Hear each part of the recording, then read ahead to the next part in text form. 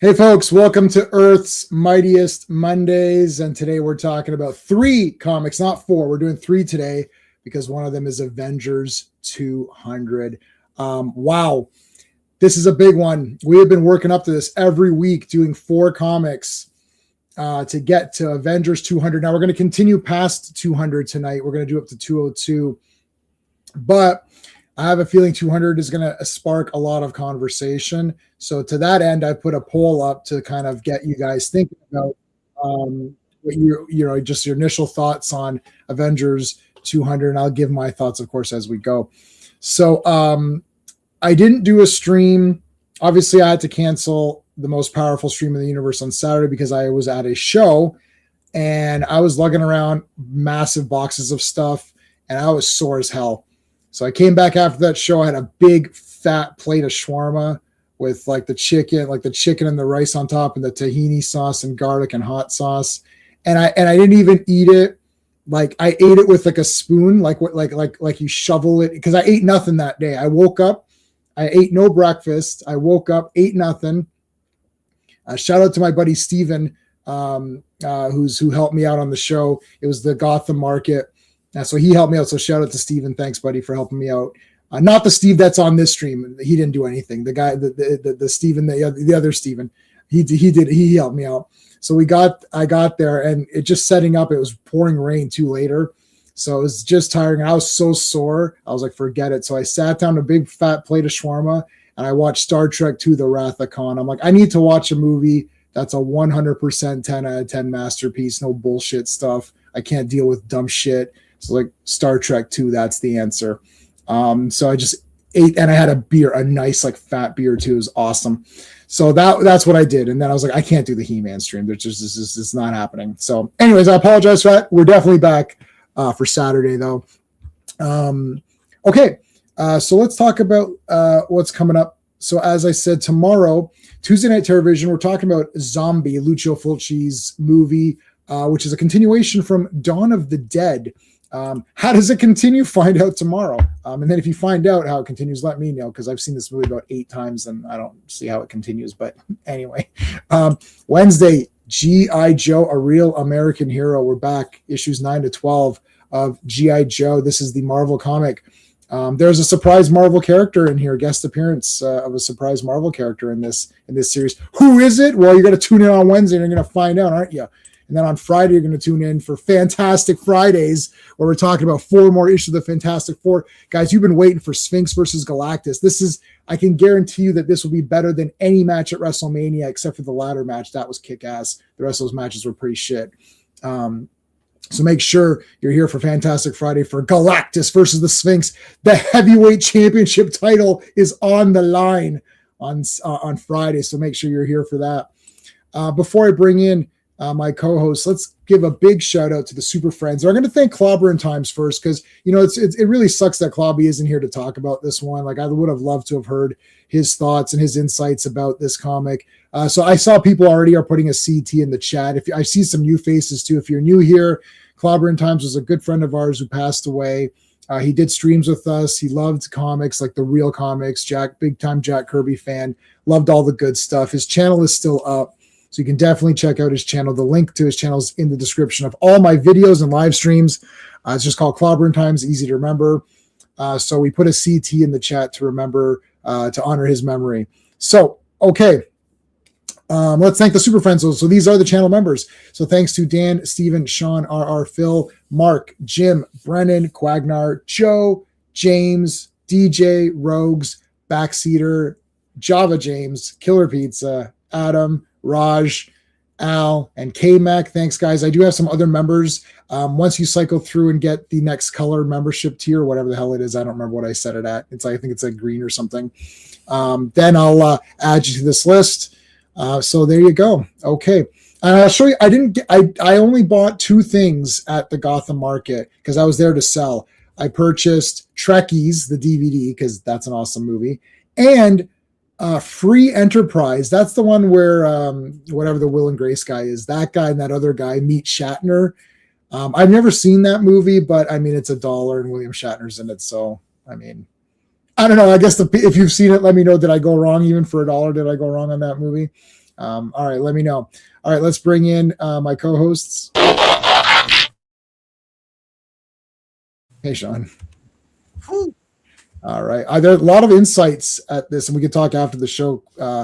But like there are a lot of insights from this market that I went to. Very interesting. We haven't sold. You and I haven't been sellers in a long time. Has it been, how many years has it been since we last sold? Before the pandemic, I think. Easy before, a couple of years even before that. So we might be approaching about 10 years or something since we've sold at a show together. Lots of interesting stuff though. Okay. Let's bring in our other main co-host for this. Well, hello, Mr. Fancy Pants. Hey, Classic. Hey, what's up? All right, ready to go, man. 200. Yeah, we're here. Finally. Avengers 200, audience 0 is the way. That's hobby thing, yeah. Iron Man 2, audience 0, yeah. Yeah. Well, I don't think so. So we're gonna see about that today. You guys already know what's gonna happen, so that's not really a big surprise. Okay, let's bring in our buddy Steve from Comics Asylum. You ever play roulette? Always bet on black. Gentlemen, Hey, Steve. How goes it? Hey, good. How are you? Good, thanks. All right, we're getting ready. We'll say hi to everybody really quick, and then we'll show you what I got. Luke, how's it going, dude? Thank you for being here, man. I appreciate it. CT, thank you. RR, due to emergency flooding. Flooding in your area, not in your house, right? Silverline, you can listen to the stream. I guess that's a Silverline. Phil Owens is here. Thank you, man. Classics in the chat as well. Thank you. One of our new members, Phantom Outsider, who's been with us since the dawn of time, I think. He's been here cheering us on. So thank you, man. Who else we got? Al Day. Oh, Joe Dog. Joe Dog is here. What's going on, Joe Dog? It always takes me a while to get used to your new avatar. Al is here. Our friend Al, our super friend. Quagnar is here. Our super friend Quagnar.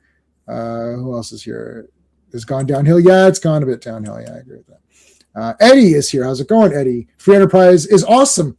Okay, I'm glad I bought that I'd buy that for $1. First of all, the guy who was selling these dollar DVDs, and I was selling some dollar DVDs myself, this guy owes me massive because this guy had a bunch of DVDs, and there's these two guys buying stuff. I went over to his table and I started selling for the guy because they had Dust Devil. And I was like, dude, and they're like, oh, I was like, just buy that. They're like, which one? The 8-disc one? Yes. Sean. Yeah? For what, $1? What? That's what I'm telling you. So I said to those guys, like, just buy this. And they're like, what is it? Sell me on it. I said, let me sell you on it right now. It's fucking awesome. Buy it. Here's my card. If it's garbage, message me on my channel and I'll explain to you why you're stupid. It's like, if you don't like it, message me and I'll explain that you're dumb. Looked for it on eBay and said, this is why. Yeah, no, but I said, just buy it. And I said to the guy, whispered to the guy, like, are you sure about this? Because this is like not available. So anyways, everything was $1. So, and they're like, dog soldiers, buy it. And they picked up Phantasm and put it back. I was like, did you just put back Phantasm? I was like, that was a mistake. And the guy's like, I have the sphere. He goes, I have the sphere. I'm like, okay. So I was like, you've got the sphere. Yeah. It's like, yeah. And so do I, right up there. I was like, okay, so fine. You have the sphere. That's fine. So I went through, I was selling it for the guy. I was like, buy this. And they're like, I don't know about this one. I was like, get it. So it was hilarious. They ended up taking this massive stack. But yeah, I took 15 file boxes, came back with like 4. So I sold a lot. Whoa. Sorry, Steve? No wonder you were wiped out. I was wiped. But it was funny. We loaded up my car and Steven's car with boxes, and he went home. I'm like, well, no, we don't need your car anymore. You can go home. So it was just my car. I ended up taking a lot of empty boxes home, but I sold 5 boxes as is. So this guy was at the very end, 4:00. This guy was nitpicking through my DVDs and pulling out stuff. And I said, just take both file boxes for $40 right now. He gave me $40. I'm like, take the 2 boxes, go away. And then I sold 2 boxes of Funko Pops for like nothing, like $25 for one and $20 for that. So $45 for 2 file boxes. One was in package, so there wasn't many in there. And even I was selling them for $1 a piece and people didn't care. Right. So this one guy came over. He's like, I'll resell, I'll package these up nicely because I just had them thrown in. Like I literally just threw them in a box. He's like, I'll refix these. I was like, sure. I said $20, just take the whole thing off me. And then he's like, well, these are in the package. I was like, fine, 25 for those.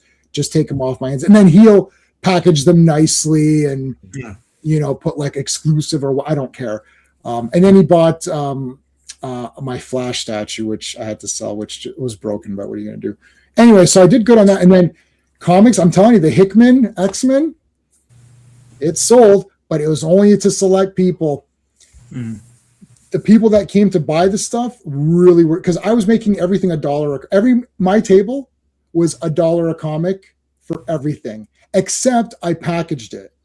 Mm. So I had like X-Men 1 to X-Men 1 to 21 or something, right? So I made it $20, but you have to buy all 20, like the full thing, right? So they're like, sure, but everything was $1.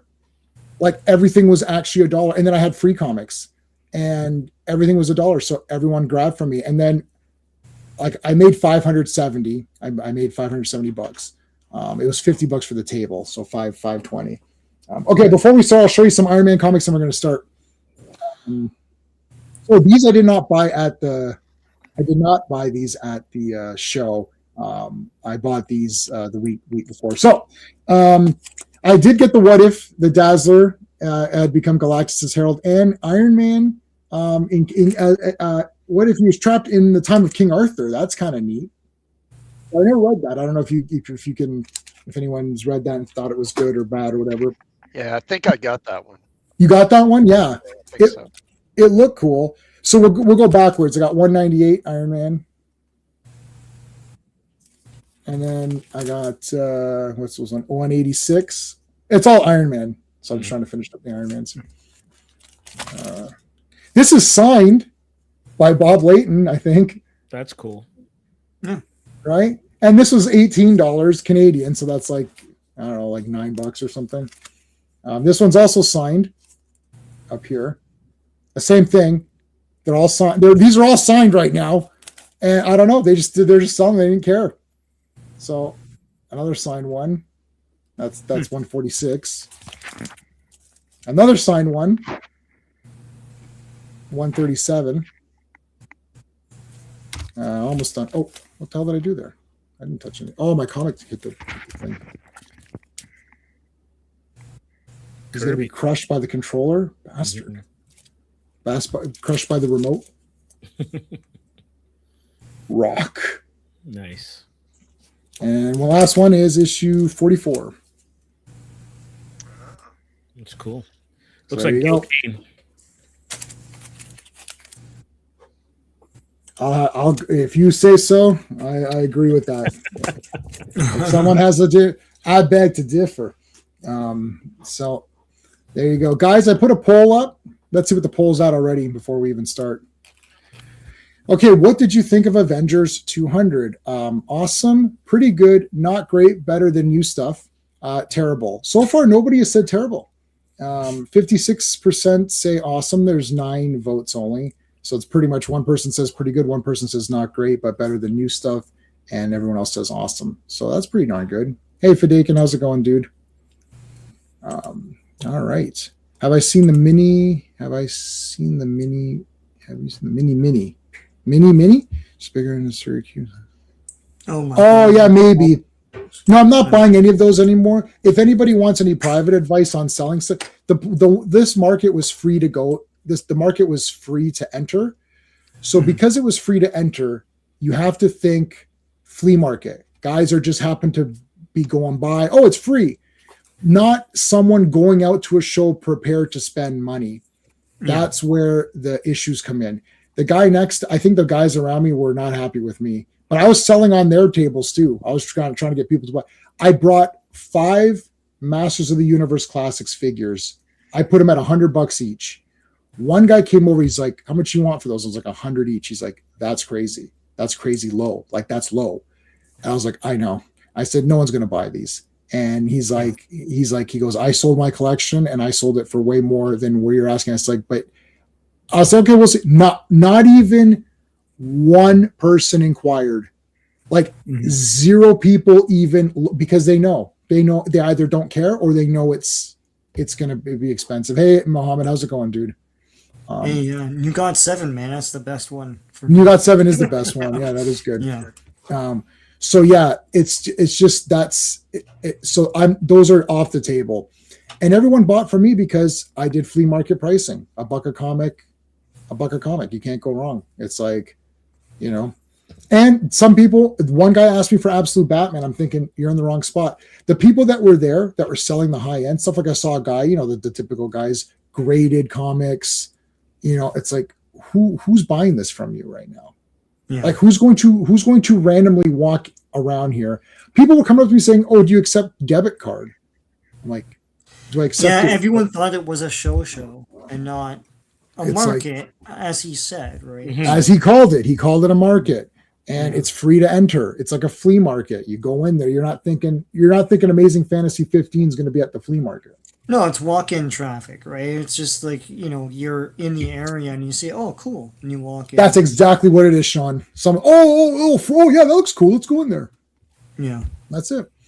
So, all right. Okay. Let me get my notes out here. Avengers to a double size. This story was so big that it took double pages to tell this one. The whole story is this comic. Yeah. It's so weird. Well, after reading it, I have no idea what's going on, like at all. It doesn't even fit the Marvel continuity for Immortus. Like, it's just Yeah. what the original ending made more sense. We could get to it, but anyway. Right, yeah. Cautionary tale fan, he's saying, I do not badmouth having kids. The rest reality altering powers. You're right. Yeah, no, that's right. You're right. I think Phantom Outsider figured the whole thing out. Tevia, how's it going, dude? Avengers 209 is terrible. Oh no, we're not there yet. We're getting there though. It's a warning. Yeah. What is this? Is that pounds? It's pounds. Yeah. Pounds. So that's like basically got double that for Canadian. One of the worst comic issues. What? I gotta go search up Avengers 209 now, just because I don't. Oh no, he means 200. He means 200. Oh, Dude. okay. No, Tevia, I do not agree with that statement. If you go every week like I'm going, and every week you start out, about when did New 52? Oh my God, when did New 52 start? New 52 was like 2011. Really? Yeah.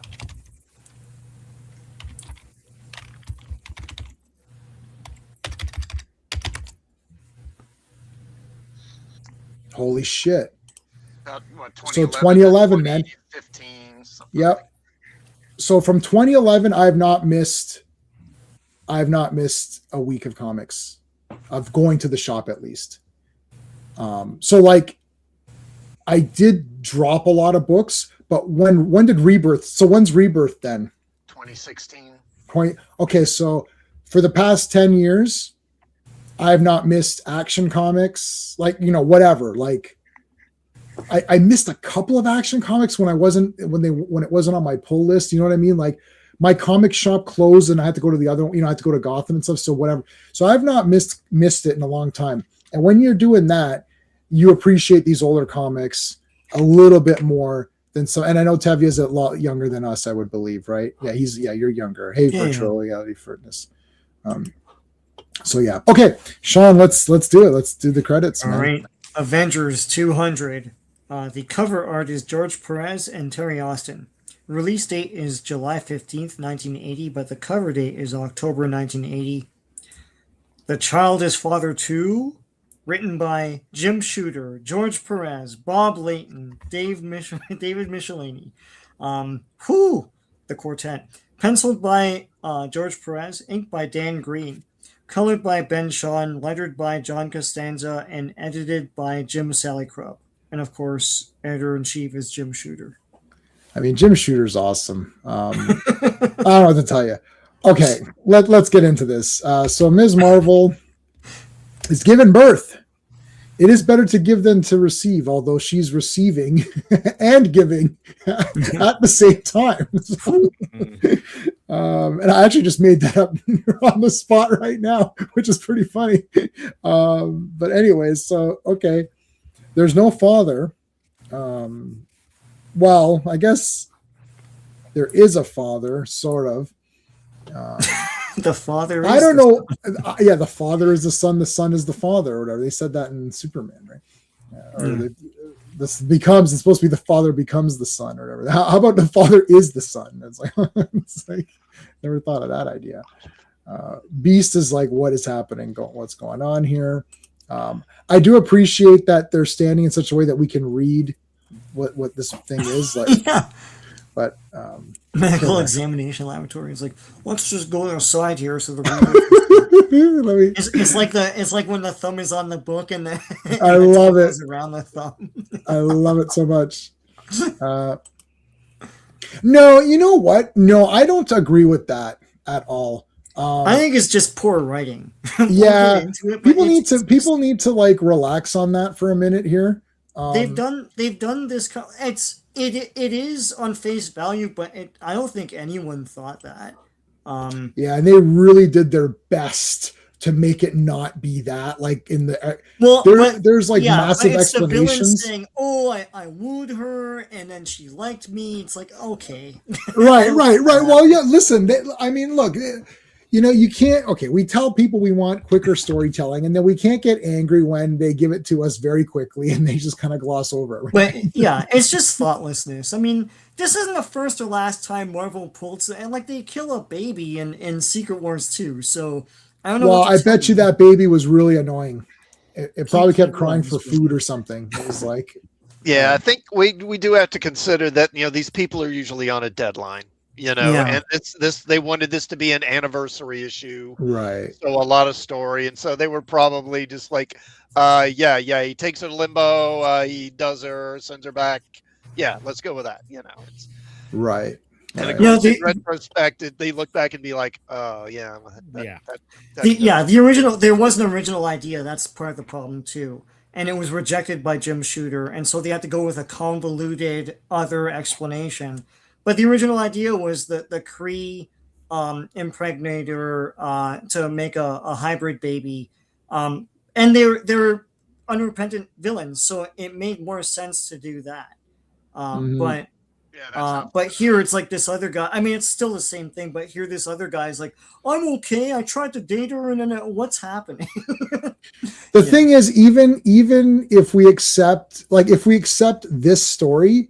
The thing is that it doesn't lead to anything in terms of like a villain or an action or something. No. Like it doesn't lead to anything. It's not so much what the setup is that like what is the payoff of all, like after we find out, okay, so this Immortus version guy, they don't fight him. Like they don't fight him or anything. So weird, yeah. So why is this even like? It's like they fight him and then maybe he turns Ms. Marvel against them or something, or maybe they team up. Time guys, but like, and those guys seems shoehorned in. You're right, Sean. You're right. Yeah, those are just there to be there because look, there's a T-Rex or something. Like okay, and there's a bunch of knights. T-Rex. Like, do knights are knights going to do anything? Like, I mean, like I would think Beast could like beat the crap out of all of them combined, like or whatever, right? Like.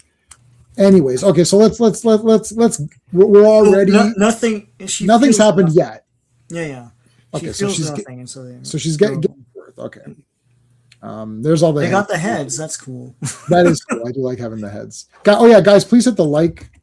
Please hit the like. Sorry. But my other thing is just how is this the 200th issue? It should be more of a cooler. Like all the Avengers, get together and they fight a dude or something. Yeah, fight some classic villain. Yeah, it's something more of a tribute. Instead, it's this weird ass story. It's like, how is this a tribute for the 200th issue? And it's crazy because they use Ultron for I think issue 202 or something. Yeah, that's cool. Yeah, if you take why didn't they do the next two as the thing? And also too, when you look at it in terms of what comes after this 200th issue, Avengers basically becomes a fill-in book for a while. Like they don't have a set art team. It's about a bunch of rotating artists, Gene Colan and Carmen Infantino show up. So you can tell that this was a book, I think, in creative limbo. And who knows, this story, like Sean, you'll be able to tell us more when we get into it. I wouldn't be surprised if this story had been kicking around for a while in some way, and this was the way they figured they could get it in. Probably, yeah. There was a similar story to what they wanted to do in a What If issue, and so that's why that original idea was rejected. It was still the same thing. It was still great, but this time from a villain they could fight, right, and not some dude that talks his way out of it, and everyone's like, okay, you know. Yeah, I don't think it's the story like per se. I think it's like this is not a 200th double. You know what I mean? Like it's like what you guys are saying. It's like, yeah, why not just have Ultron then? Oh, that'll just be generic. I know, but at least it's Ultron or somebody new. Maybe make up a new guy or something. That's the like Ultron super story isn't generic. It's a new version of Ultron. It's pretty cool. Yeah, you know, they could have just done that, right? yeah. Yeah. Yeah. No, I'm saying if they're thinking like, oh, we don't want to just have Ultron again. Like what's the excuse to not have a big baddie? Like this could have just been an annual. This could have been like a random annual or something. Just like, okay, it's an annual. Yeah. This could have been an annual. This could have been a 2-parter. Like, sure. This doesn't have to be an anniversary issue. Yeah, that's the thing. It feels more like an annual than a big anniversary thing.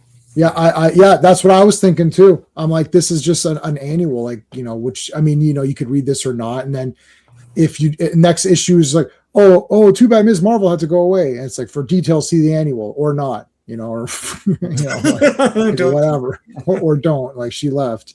Yeah, I really like this Wasp costume, by the way. Yeah, this is good too. This one's okay, but there's not enough skins showing, so it's not my favorite. It's like the classic Ant-Man costume. It's got the same color scheme, basically. Yeah, actually. Oh yeah. Her hair's better here, though. That's for sure. Yeah. Oh my God, it's Uma Thurman. Yeah, it's her hair from the 70s for sure. I like Wasp's hair here, and there's Uma Thurman. Ms. Marvel. Like she looks a little bit like Uma Thurman for some reason. She's got the sleepy eyes, but that doesn't even look like a Perez face. Yeah. It looks like it's been redrawn by somebody. Yeah. I mean, Dan Green like it, kind of Gene Colan. I was thinking the same thing. It does look like Gene Colan. Okay, so the kid is born. He's going to have the accelerated growth, which is like the super, you know, staple weird kid thing or whatever sci-fi thing. We've seen it, you know, a million times. Maybe he's a Jem'Hadar. I don't know. It could be anything. Could be a some of the catch all white. Costa is still pining away for Vision there. Yeah, I love Vision, but he doesn't love me. It's like, well, Jocasta, technically, you know, you're not as actually he should. Vision and Jocasta should get together because Wanda's too weird. She changes. 1980. Yeah, so Machine Man's around. You know. Yeah, she can go with Machine Man. That was awesome. We reviewed that. Yeah. That Vision third panel looks very Infantino. Third panel, yeah. Female emotions, yeah. Okay, so they're playing billiards here, pool. And of course, like, what's his name is awesome at it. Beast. This is cool little, but again, like, I feel like there should be more, like, there's no urgency. They're just hanging out. Like, I didn't hate this comic, so I didn't love it, obviously, but I didn't hate this comic. I don't think it's like a big super design. I think now looking back on it, in among so many comics, it doesn't matter. But at the time, you're like, this is what 200 was all about. That's the problem. It's more like, it's not. It's just like, oh, that wasn't as like. Literally, we've had a few that have been like way better. You're like, shit, why didn't they just? This could have been the 200. Even the next one's better. Well, that Prelude issue was pretty whatever, but that was the whole point. It was like, that was what, last week, right? Yeah, last week. And yeah, no, when you're surrounded by awesome, this is whatever. But like, as you're saying about newer comics, it's like, you know, at least something happens in this one. But there is a lot of them talking and stuff and just like, you know, not a lot going on. And there's no urgency. They don't know what the threat is yet. and Yeah. they still don't after the comic. No, there's no threat because we know for damn sure the Avengers are not going to lose to random time displaced baddies. Like, No. oh look, it's time displaced knights. Okay, so I mean, anyone could beat these guys. It's like, oh look, it's a T-Rex. Okay, that's pretty pumped up, but like whatever, right? Or what? I don't even know, is the T-Rex in this? Or am I just making that up myself? I don't even know. But also, it's just weird. I don't know why everyone's surprised by what's happening. They know that there's no father, and they know this is a weird birth. And then he starts growing. And they're like, "What? Oh, I sure am surprised." You know, nothing like this ever happens in the Avengers, where we fight like donkeys or whatever. I mean, like all sorts of stuff. Yeah.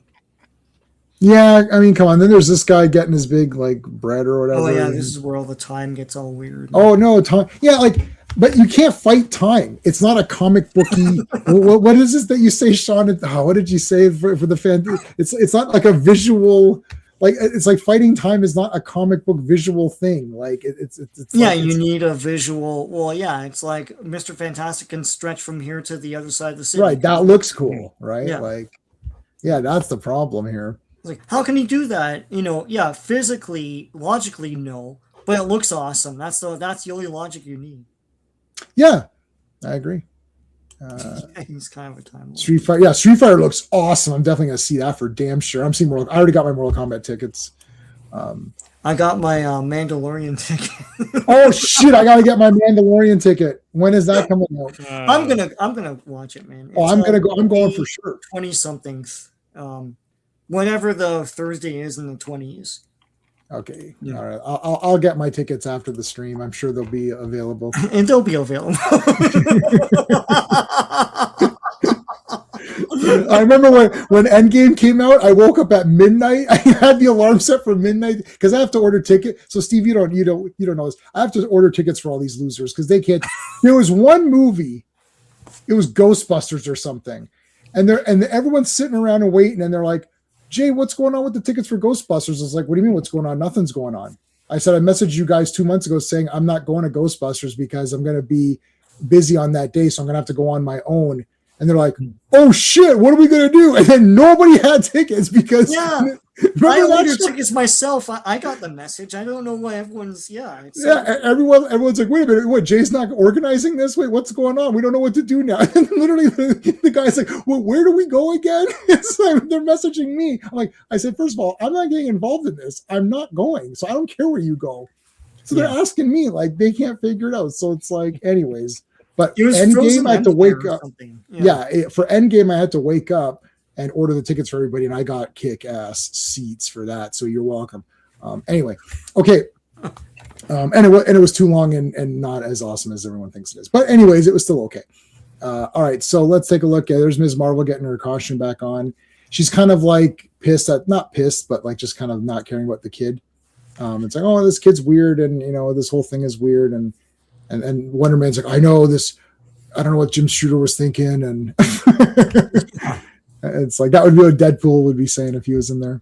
Yeah, she snapped at what's her face, Wasp, and like rightfully so. But then later she apologizes, but it's like she got totally violated, and like all this personal stuff happened to her body, and everyone, like, no one really knows how to approach this. So yeah. Well, like, I don't know, like all this, like, there's so much stuff going on anyways with these characters, like in their daily lives anyways. Like, I don't know. It's almost like you need to be more prepared for stuff in general, I would think, but I don't know. It's tough because you don't want to apply too much real world thinking either to things. It's like, because then you get the, well, yeah, why is this happening? It's like, because it's a comic book, like, whatever. Anyway, but I don't know. These characters would be more alert to a situation like this, right? Like they've fought entities and things before, and the characters are acting weird. I think that's part of it too. Like, there's no verisimilitude in how these characters, like when what's his name, when Buddy tells him his big convoluted 2-page story, they would have attacked him in other issues, but they just stand around like, I don't know, I guess. The only guy who does anything is Hawkeye, and then that was the wrong thing to do. It's like, but he's the only one that did anything. He came, he's like, I thought this kid, so this kid's name is Marcus. Yeah. And what really pissed me off is that I kept referring to Captain Kirk's son as Marcus. Yeah. And because I read this and then Dr. Marcus. I had to read all of these before because I knew I wouldn't have time to read them on the weekend because I was doing the show. So I was watching Wrath of Khan, and then we were talking about it. My wife and I, we both love all the Star Trek movies, the real ones. And then we're talking about, I was like, Marcus was great in that, and she's like, what Marcus? I was like, the son. She's like, that's David. I'm like, oh. Yeah. I was like, that's correct. You're right. So I was like, who's Marcus? Like, oh, that's Miss Marvel's dumb kid. I was like, I forgot. Yeah, but isn't the mother Dr. Marcus or something like that? Me? Yeah. I thought, yeah. Oh, Carol. Damn. So that screwed me up even more because I was calling the son Marcus. You're right. Yeah. So I got really messed up on that. But anyways, whatever. David doesn't say, he's like, at the end, he's like, you're an awesome dad. I'm proud to be your son. And all that. I'm like, exactly. It's like, there's no stupid people in Wrath of Khan. It's like, they're actually cool characters. It's Carol Marcus. Tied up like a sitcom episode. Like, yeah. I'm proud to be your son.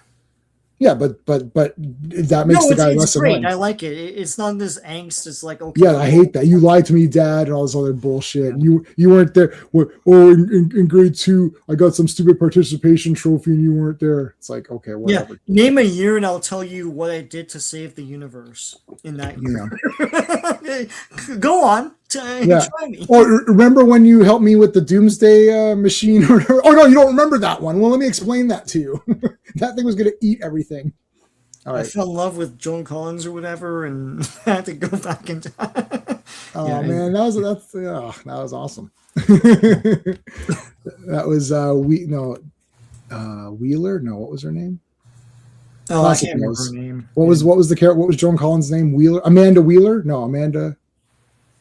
Oh, I don't know. Yeah, come on, Keeler. That's Keeler? It. I think it was Amanda Keeler or something like that. Somebody in the chat will know. Edith Keeler. Edith Keeler. There you go. Yes. I see. I was close. So I think. Can you go back a bit? Yeah, sure. Yeah. Growing up here. A little further, and it's almost jarring considering how comics are written out. Where Beast, there's a little boy has been born. And Beast comes in with all this sports equipment. I love it. You would never see that in a comic now. Yeah. Look, I bought you some sports. That's way too heteronormative or whatever the frick thing. Oh, because he's a boy? Yeah. He bought sports equipment because he doesn't want to be a loser when he grows up. Including a hockey stick, because this takes place in America. Yeah, good. Yeah. Good job, Beast. This was Alpha Flight. I could buy that. It's a good visual for sports, though, right? It's like hockey stick sports is like a big thing. Hockey sticks are awesome. It's like you can. I had a great zombie movie idea, which I'll tell you about another time, but which has a hockey stick weapon. So the kid's growing up. He's super smart. He's got great hair. He's got good solid hair. Captain America's like, I don't trust you, little punk ass kid. And the kid's like, listen, my mom, everything's good, man. Don't worry about it, Cap. I'm going to build this machine. It's fine. It's like, okay, I don't know. Can I have some shit to build with? They're like, wait, you want Legos or something? It's like, no, I want like Stark Tech or whatever he wants. Yeah, there's the dinosaurs. She faints from seeing the dinosaurs. Yeah. So this alligator eats her then. So she dies. Probably, yeah. So she's dead. The story makes no sense. All right, so Yellow Jacket and Wonder Man are here talking, and here's the kid building some sort of machine. What was this machine? This machine was supposed to make it so that he could survive in our world. Is that what that was? I think so. I gotta be honest with you, man. I completely lost his entire. Soon as exposition, like whatever started, I was like, what is happening? Oh, I was in this time zone thing, and it's in Immortus, but then I was trapped in this pocket universe or something, and then I wanted to get out, and then I brought you here, and I loved you. Why didn't you just leave then? I completely lost what was going on. You got this weird kid. Hold on, let's see what Phil is saying. So you got this weird kid of unknown origin. Let's give him access to advanced technology. This is what I'm saying. The kid, that Beast brought him some baseball and mitts, and they're like, "Oh no, we'll give him Stark Tech." And then, Yeah. wait a minute, how about not I doing have that? no clue where he came from or what this is, but yeah. You blocked the story from your memory. Okay, let's see where the votes are at. 50% still say it's awesome. One person said it was terrible. Is this the one with the Jarvis backup story? No. No, I don't No, think so. that's the next issue. I think. Oh, okay, No, okay. that's 201. Where Jarvis fights the bully or whatever. Yeah. I think he's holding a vacuum cleaner or something on the cover. And then those bullies are from Ninja 3: The Domination. They're those bullies that she has to fight off at the health club or whatever when she's doing the aerobics. That guy's an A-team villain. It's like he He's an A-team villain. bullying guys in the block and I like bullies. They're fun. It's like, oh, I'm gonna steal your shit. It's like, all right, whatever. All right. So here's Joe Casta was talking a little bit here to our boy Viz, and then the wife showed up, and then she just left. and Vision comes more alive and talks to her, and then she takes off. Nobody likes me. Oh, Joe Casta, come on. You just walk around like you barely do anything. Do you shoot from your hands? I can't even remember because I don't know the last time you fought somebody. No, she fights all the time, man. Why are you such an anti-robot? Oh, she fought the Taskmaster girl. Yeah, she came in with friggin' she TCB'd, man. She took It care of really it. happens. Yeah, no, she's good. I like her. Here comes Ms. Marvel and Wasp. It's like, oh, I'm sorry, I was a total bitch. It's like, well, I guess so. It's fine. It's well, I was a bitch too. All right, well, that's great. We're good. We're all good now. So her figure that through 3/4 inch line, it's black instead of blue. Like it's the thing with the highlights. The highlights are blue, so it makes it look blue, but it's like supposed to be black. It is supposed to be, binary or whatever. Ms. Marvel black outfit. I call this the binary outfit or whatever. Yeah, it is black. Yeah. This is the best outfit she's had. Oh, well, I really actually like Ms. Marvel, the first Ms. Marvel outfit. one, yeah, the black and red. With the Farrah Fawcett flip. Yeah, I mean the hair could be changed depending, but that outfit. Yeah, that sash, the red. It was kind of Marvel. This was a move away from Marvel. I don't know what the zigzag is, like what this weird zigzag thing is. It's not quite thunder, and it's not quite an S. I don't know what it is. I like. Yeah, Carol looks good. Yeah, I agree. You accidentally clicked it's awesome. Yeah, right. Come on. And really, when you see people cosplay, this is the one you see people cosplay as Miss Marvel a lot. Yeah. Yeah, because then all the attractive cosplayers can wear that or whatever. It's all Well, if they do a movie of this, they can get Timothy Chalamet to play Marcus, I guess. Oh, that would guarantee everyone would hate him. That'd be awesome. It's like they're like, oh man, that guy was so annoying. It's like we need someone really annoying. Oh, let's get Timothy Chalamet. He can play. Chalamet. So I don't know why he doesn't put on pants, but he keeps growing. Well, I mean, he can now put on pants, like pant up or whatever. So it says that Ms. Marvel is attracted to Marcus, who is her son-ish or not son. This is where see, up until now it was weird, and then they're like, we're already weird. Let's just go a little bit further. Right? Just one little tiny step further. She's attracted to him, and they're like, oh, that's weird. Now that is weird. Now where's our girl Rachel? Hold on a second. Yeah, where is she? I haven't seen Rachel in a long time because we've only been doing good comics. That is definitely weird. So he's making all of this stuff, and now this machine is going to allow him to stay in this timeline and age normally, so he could be with Ms. Marvel, Carol. But it's also causing these time rifts. So all of these different time periods are merging together. We've seen this, a bunch of times. This was actually, they didn't do this exactly in Thor: The Dark World. That was more like the realms were merging. Yeah. But if you can picture how it was in Thor, if you need a visual, in Thor: The Dark World, which is a lot better than people remember it. I like that movie. I like it too. Unnecessary slander. I agree with you 100%. It's just disappointing that Eccleston was underused because he's such a great actor. But in any case, if you visualize that in your head, that's what's kind of happening here, except instead of being the different dimensions or the realms, it's time. So that's what's going on outside. Multiverse stories. I do like that kind of stuff too. Time travel. It's all There's, black. let's see her. Yeah. All right. Yeah. That's cool. Yeah, those toys are awesome. Yeah, they're all awesome. Yeah. I mean, I didn't sell any of those. I kept all those little guys. They're pretty neat. Here's the Godzilla, the big Godzilla fight here. This is pretty cool. Again, as we stated though, like, I mean, they fought monsters and stuff before. Like, this isn't really a celebratory 200th issue thing, right? Like, Yeah, I don't think T-Rexes were that big, but sure.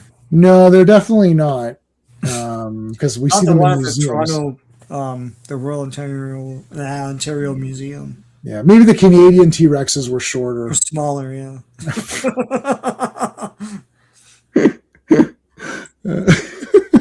Oh yeah, they mentioned the flux here, so, and I was like, I wrote flux with a question mark, and then I don't think that was ever explained. This is the flux, right? Okay, It's so like this is the time flux effect or something. fluxing, yeah.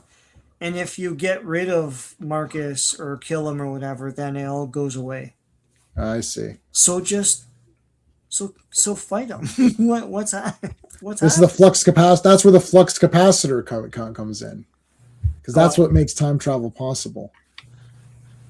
They may have been shorter, but they cost 25% more. You mean time flux? Yeah, time flux. Here comes Iron. Oh, whatever. Who cares? Iron Man's coming and punching a monster. So far, this has been the number one best. These are the 3 best panels so far. Yeah. Iron Man punched this monster. So I like that. She loves him. I know. You know what? VR. These guys don't appreciate love. They don't appreciate it. That's the problem. That's why they don't like this issue. It's all about love, and they can't stand it. Thank you, RR, for $10, man. I really appreciate that. Claremont does the follow up to this story in Avengers Annual 10. Oh wow! Well, we're going to be getting there. Not a big Claremont fan, but he does a much better job with the implications of what happened to Carol and how it affected her. Okay, well, we are going to be covering that at some point. So thank you. This is Avengers. So we're going to I'll give you Thor this time. How about a Thor Lightning? Thank you, man. I appreciate that. What other ones do I have? I'm going to use this for a while because this one's really popular with everybody.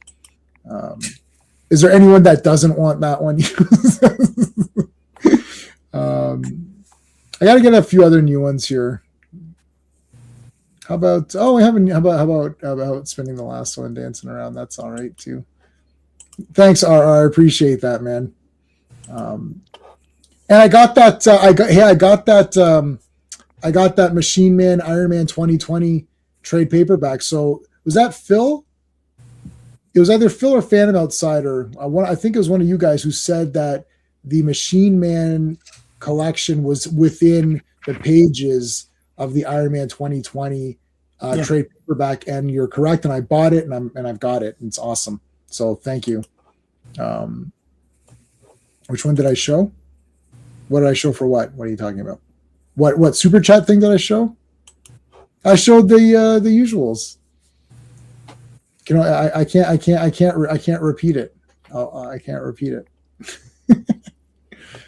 Actually, Ted's First Prince of Rogue, which I owned. Yes, I owned it, and I sold it because I thought, does anyone care about Rogue? I don't know. But that actually hasn't really gotten up that much in value. I could probably still get it. Yeah. So that's all the that's the Kang's first. Sorry, what was this? I don't know. In that way that they're all Kang, maybe I was gonna say Bizarro, but yeah, not really. I mean, yeah, the Earth 1, Earth 2, all that was decades earlier. Yeah, DC, yes, if you count that, DC had the market on that. Mm-hmm. All right, so here's Random Knight, who's gonna fight Scarlet Witch. I mean, like, Random Knight. Yeah, Random Knight. Yeah, she makes the Lance attack him with a tentacle or something like that. Because probabilities, right? Like, it's probable that the Lance could turn into a tentacle, and right. Well, maybe if you have the improbability drive from Hitchhiker's Guide to the Galaxy, you can press the thing and what? Oh. Yeah, that you know. No, I've got nothing, Sean. I think that point to Sean. Point to You Sean. can just slip and fall. That's probable. Yeah. Why didn't you just? Or he drops the lance and then the horse trips on it. Like she should be Final Destination. Yeah. The horse bucks and he goes flying. Yeah. Do that. Hey Raj, how's it going? Thank you for being here. Reverse, there's reverse flash. Yeah. There's reverse flash. So that's just normal flash.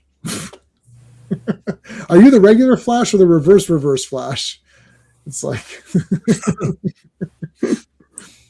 all right, here come the natives. Now we're gonna beat the crap out of them. That's nice. How do you like that? I like them apples. Yeah. Give us our land back. Go away. Get out of here. All right, so he's making this. No, I'm making this machine. It's like, okay, first of all, dude, get a haircut. Secondly, don't yell at me.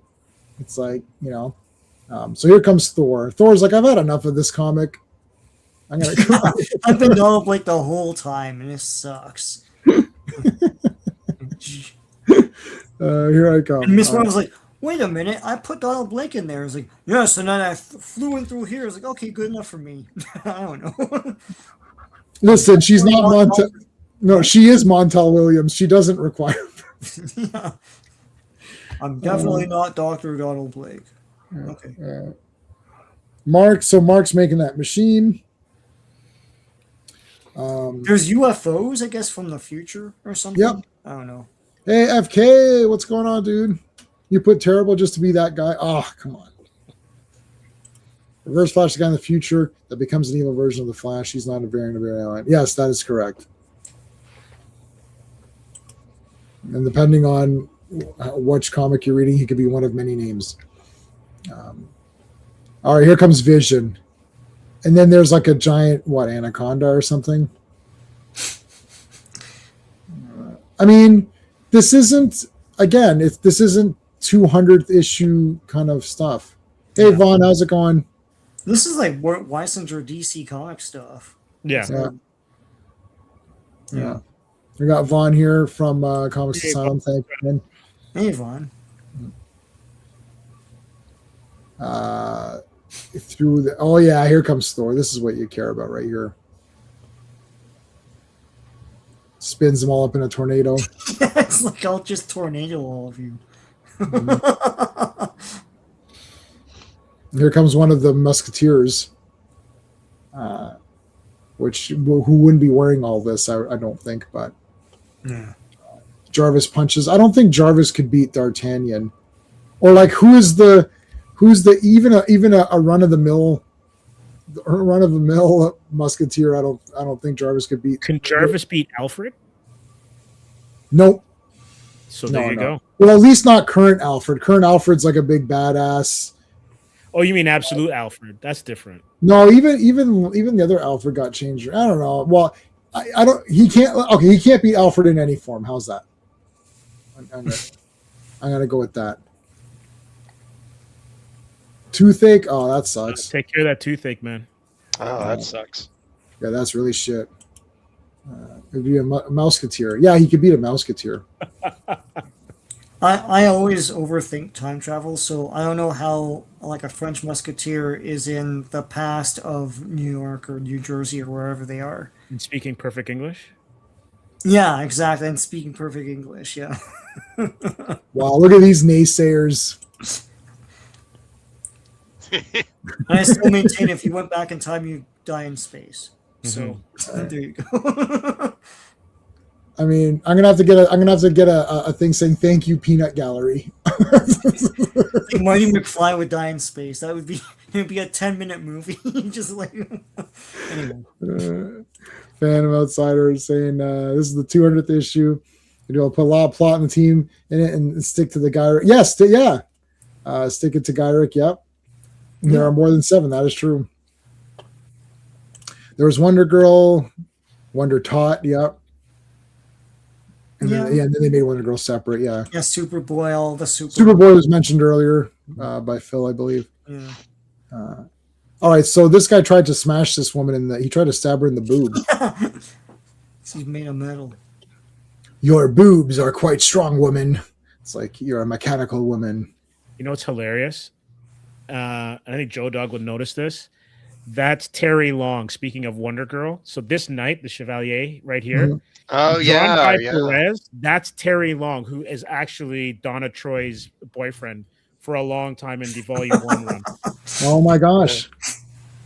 Like classic. Am I wrong? Yeah, it's the same look, the curly red hair, and the Same beard. curly red hair, the same beard, everything. All right. Yeah, I have not read any of those. Maybe we should do Teen Titans or something. Because I've got all those. The issues are absolute bangers. Yeah. I have the new Teen Titans one where they're all running forward. Yeah. I have that from like 100 years ago. Like I have that one. That's valuable, right? Yeah, it's the start of it all. Yeah, I've got that one. And I have the first I have what appeared in DC Comics Presents. What was that? Their first appearance. No, DC Comics Presents, if I'm not mistaken. You might be right, Sean, but they also did like individual issues for each character. Oh yeah. So I have almost all of DC Comics Presents. I have all the good ones, like the first He-Man. You have the Mongol. first New Teen Titans. I have the first New Teen Titans. If that's from DC Presents, I have That it. was one of the big ones. That and Mongol. I have that, Yeah. and I have He-Man. Yeah, I've got those. And So yeah, He-Man was another one. yeah, I have all the big ones from that. That's a good that New Teen Titans appearance. That was the J-Man patented. Take all your money out. Yeah, I was there for that. You were there for showed that, your yeah. wallet, and you're like, Yeah. just like, this is all I have. And you're Yeah. like, yeah. You know what though? But you see, I don't. People think I'm just saying shit. It's like Sean was there for that. That is a patented technique. It works. Yeah, it was at the Mississauga show. Right. And then I go other places and buy other stuff. The guy's like, wait a minute, I thought that was your last. But that's funny. They did that, and then they did each individual guy. You're saying? I think so. I might be misremembering. It's a while ago, but I know they had. Once they blew up, they had like a Cyborg issue, a Raven issue, a Star. Oh, we may have. I can check. I've got them all digital as well. Okay, so Hawkeye comes in and goes, "Okay, you're beating up Miss Marvel. You're making some weird machine. I knew you were bad news." So he shot an arrow at him and blew up the machine. Shot the machine, and he cries. He cries like a little bitch. Yeah. Emotional blackmail, calling her mother. Emotional damage. No, I can't do the accent, guys. I don't know what we. I don't even know. Don't go there. Don't go there. Don't go there. Yeah. What? Okay, so no, don't do anything weird. Don't do anything weird, guys. Come on. I'm at 2,600 subscribers, by the way. All done. Oh, Yeah, so there you go. Congratulations. Ooh. Thank you. And then if I get 2601 tonight, then I'm just gonna have 2601. So There you Yeah. let's get me to 2601. Make it happen tonight. Yeah. Mom, lover, whatever. Yeah. Are you okay? It's so Hawkeye. wrong. Yeah. Hawkeye, All you kinds of wrong, man. yeah. Hawkeye, I was making a machine that was awesome and you ruined it. It's like, oh well, that had to be It some sounds action. like enough. He's like, comes down like, verily, this comic sucks. No. Yeah. What are you doing, naked man?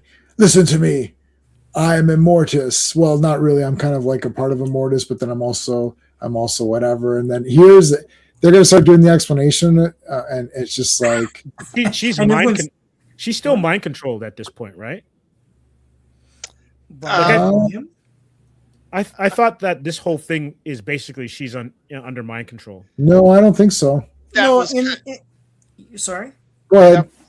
that was kind of a retcon, though. Like I think they add in Avengers number 10. Hmm.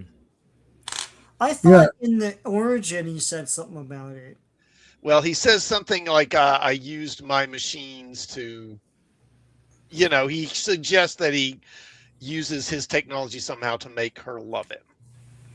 But My, but at this point, it's like I don't think there's any indication that she's being controlled. no, she's not being. This is how I took it. He used the machines to see the things that she likes and stuff, and then he used that to woo her or whatever. So it was almost like No, like I don't know, like what the only thing I literally the only thing I could think of was in Groundhog Day, where Bill Murray is with what's her name, Annie McDowell, and he goes on several dates with her, and then he's taking mental note of the things that he did right and wrong, so that the perfect date happens where she's like, "Oh, I drink to world peace," and before she says it, he's like, "Why don't we drink to world peace?" She's like, "Oh my god," it's like that kind of thing. Where how did you know that? And then he orders the same drink and he likes the same poet or something or whatever that was. It was something like that. I don't think he actually like tried to like mess with her mind that way. At least unless I've read this wrong, but I'm reading this. I was like. So I'm like, I don't know what's going on. I'm like, I could read this twice or I could just move on and assume that the other three guys on this panel are going to know what's going on. So it's like, I don't know what's going on. You know what? I was going to give it the benefit of the doubt. This is wrong. I'm sorry. I'm not feeling this. Yeah, it's stupidness, and it's contrivance after contrivance. It's convoluted Totally. writing. I know that Jim Shooter, like, I understood the immorality of it, but just play like, how are you approving this? Like, send these pages of explanation back and say, like, do it over again and make me understand what the hell's happening here. At least that. Aside Yeah. from all the morality, like, the story doesn't make any sense. Like, nothing happens for most of this other than they fight a dinosaur. That's the only thing I'm going to take Yep. away from this. And it's a double-sized issue. Yeah, Like, and that dinosaur punch is only Iron Man in 3 panels. He flies out the window, flies towards the thing, and punches it. That's it. Yeah. And then, like, I don't count the knights wrapping around, the lance wrapping around the guy's neck. That's the nonsense. Jarvis punches a guy. Even Jarvis punches a guy, I guess, but that's kind of nonsense. Like this sidelined this character for a year because they didn't know where else to go after this. Yeah. And they didn't understand how the other characters would interact with her after this. Mhm. So it killed a character for a year. It's just a badly written comic. It is. There's no Yeah. way around it. And character assassination, like when you think of, like, we complain about how characters get done dirty all the time. Mhm. Mhm. Miss Marvel might be the most done dirty character of all time. And then Rogue basically Destroys her again, yeah. it also Yeah. gets the spoils of her powers, right? Because Rogue, it's kind of weird. Classic, forgive me if I'm wrong. I know that Rogue showed up in was it Avengers Annual 10, but she also was like, she wasn't a young woman. She was kind of old in some of her early appearances. I remember, like, in ROM, she was like old. Yeah, I mean, Michael Golden draws Annual 10 with her first appearances, and she does seem like older. She doesn't seem like a little kid. Yeah. No. I do think that Claremont, again, did some kind of retconning on her because, she's a pretty thorough villain to start. She doesn't seem to have any Yeah. regrets or any qualms about what she's doing, So, yeah, I think that's something that Claremont pivoted on. I thought she just looked that way because they're trying to make her evil. But she, like, because she fights Dazzler and she looks like Blanche Devereaux. It's like but I guess she's supposed to look older. Well, So, Morgan Le Fay, she's evil. She was kind of a looker. They didn't draw her as an old woman. yeah. A lot of people are saying she kind of was just like an adult, and then they kind of said, "Oh, she's more of a teen." So this is where the explanation is like, so he's in limbo or something, and then he calls forth a companion, which is Ms. Marvel, and then he's able to, like, figure out what she loves, and then she falls in love with them of her own free will, except that it's contrived, as Sean was saying. So that's weird. So that's a weird thing, and then. And also the villain's telling the story too, so it's like it's not of her own. It isn't really of her own free will because he plucks her out of this. Yeah, that's not her free will. Yeah, and then forces himself on her basically. But he's trying to characterize it as, then I, gave her a box of chocolates because she likes that in her mind. I pumped her mind, by the way, without her knowing. It's like, Jesus Right. Christ. Like, yeah. Yeah. Oh, this Sean. The more you dig into it, the worse it gets. Oh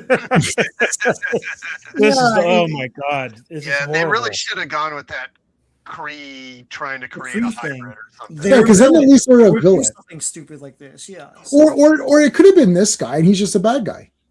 But also, Like, why didn't they just make this guy a bad guy and that's it? Like, and he comes back and they think, oh, he's a kid and he's making this machine. And then it would have been stupid because it'd be like, why would you let him have this tech? But then he could be like, oh, I did all that. Like, let's say he's stuck in limbo. He wants out, right? So he captures Ms. Marvel and he hypnotizes her to love him or some shit. And then, or he doesn't even have to. He could just kidnap her and then put his essence into her so that when she goes back to reality, he's born through her. And then he's like, thanks for bearing me, mom. And then he beats her up and then he makes a machine to destroy everybody. And maybe it opens a portal and it's a bunch of monsters coming out or some shit. Just make it generic. Why? I mean, we all said it before. Why isn't this leading to a conflict? Like, he says he gives this whole explanation. I thought that the Avengers would rebel against him, but then they use another plot contrivance of she stops anything from happening by saying, oh, I still have feelings for him, not realizing that you gave birth to this guy just now. And everything he was saying was manipulative anyways. Like, I don't know, all the characters are acting weird just for the service of the contrived, terrible, convoluted storytelling. Check this out. Like that narrative box in that panel right there at the top. Like, don't scroll any further. Okay, yeah. Scroll down. Or scroll up. Sorry, scroll up.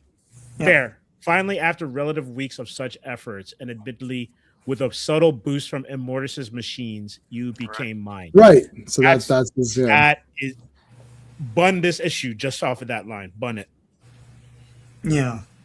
And once again, the 200th issue. Why? Just pillorying and destroying Danvers so that she's out of the picture for like a year.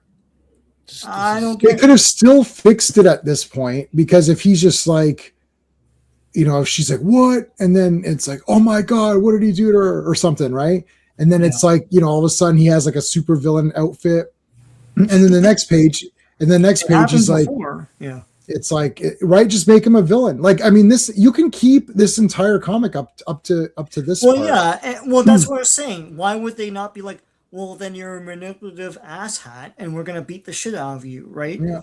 But then here, Danvers is like, no, I really like him and all that stuff. It's like, This is where it becomes bad. Yeah. Like, because she's accepting that and saying, well, that's okay or whatever. That's where the bad part, the bad things that happen to her, well, villains do bad things. The bad part about it is that they're saying he's not a villain. But they validate. That's the thing. That's the problem. Yeah. It's not what happens. It's like, all this is bad, but like, the Avengers should be fighting him on this next page, and that doesn't happen. Yeah. They I guess, this is hindsight or whatever, but they'd already done cloning in Spider-Man with the Jackal. If he had somehow been able to acquire her DNA or genetic material and then crafted himself a new version of himself out of, some of her DNA and his DNA, it works a lot better than what this is. Like, this is crazy. Mm-hmm. Yeah, like she's like she could still love him because he hypnotized her and used the machines or whatever. And then the Avengers say, well, we're not going to let him get away with this, right? And then they go to fight him, and then she could fight by his side, and you could be like, oh shit, he really got her bad. Like, we have to save her from herself, and we have to save this guy. She sides with him. Well, she sides with him, and then that's like, oh shit, they're taking some sort of damn stand. It's like, this is very relaxed. Oh well, you know what? Oh well, I guess it's go off with the dude that forced himself on you and you gave birth to him. goodbye, and then that's it. And then that's the end of it. And they literally say, yeah, okay, you can go back with them now. It's like, okay, that's weird. They could have easily, instead when he of leaves, everything goes back to normal because contrived plot. I don't know. There's 4 people the credited with writing this, but I don't know who plotted it or what's going on. You know. all right, well, there's 16 all I can votes. think of is the Captain Picard meme where he's got his hand in his head like this. Yeah. That's my rating for this issue. Yeah. And that's my rating for all of Star Trek after Enterprise. But okay, so on this one, 16 votes, 56% say it's awesome, 19% say it's pretty good, 12% say it's not great but better than current stuff, and 12% say it's terrible. So I'm probably, I don't know. I think like talking about it made it worse for me. When I first read it, I thought this was kind of boring. I didn't think too much about like the way that the story was playing out. Like, to me, I'm very simple minded. I'm just like, there's nothing cool. Like, where was the big super fight? Right. Like, and I was thinking like what Sean was thinking. I thought, there'll be I thought that people hated this comic because of what was done to the Ms. Marvel character. And I thought, so I'm reading this with that in my mind. Right. So I'm thinking, but this guy's a bad guy. So, that's what happens. Like, he's a bad guy. Like, they did her dirty pretty bad. That's pretty rough. Okay, that's rough.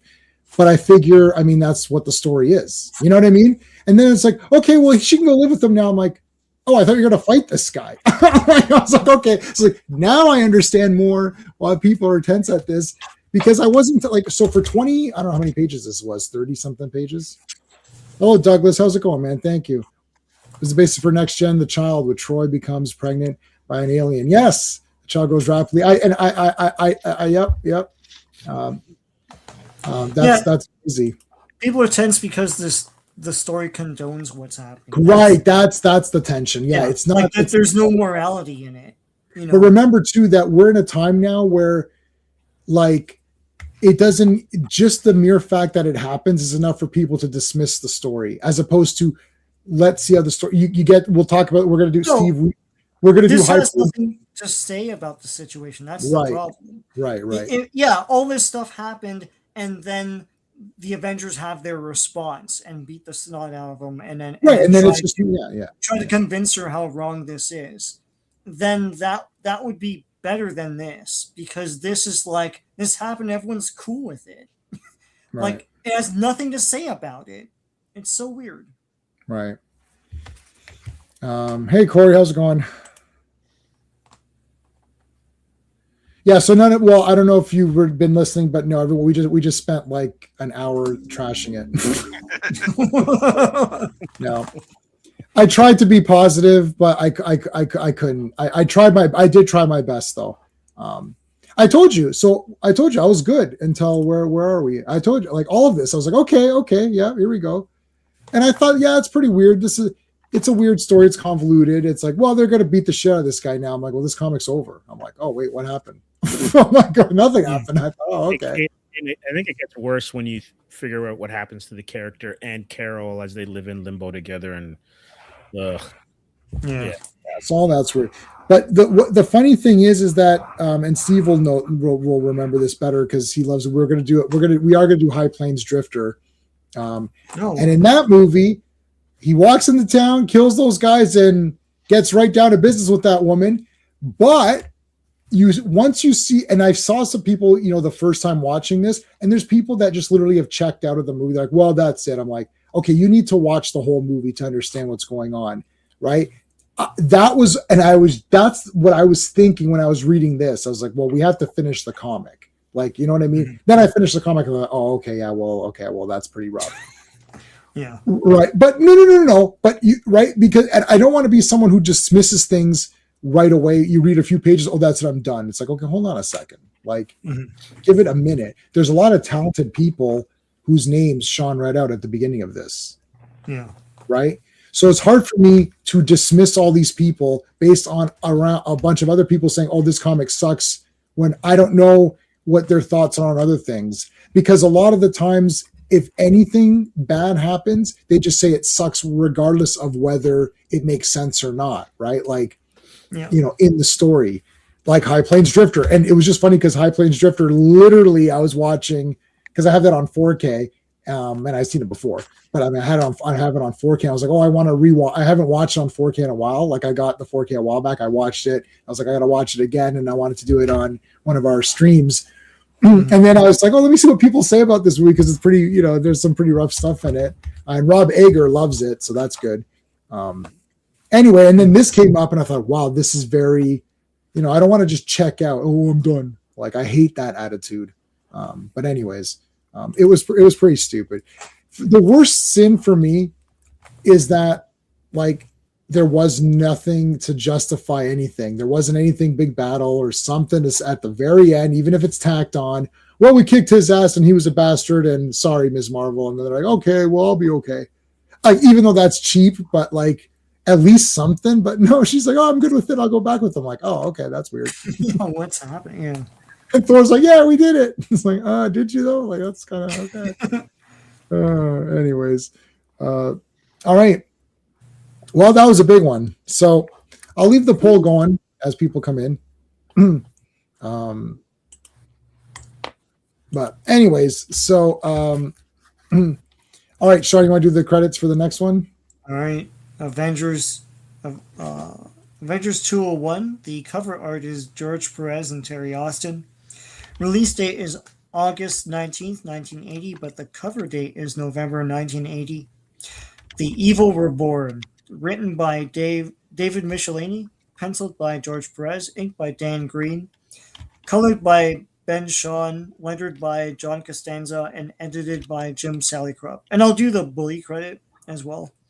Sure. Bully written by David Michelini and Roger Stern, penciled by George Perez, inked by Gene Day, colored by Ben Shawn, and lettered by John Costanza. Okay. Jarvis, vacuum cleaner in hand.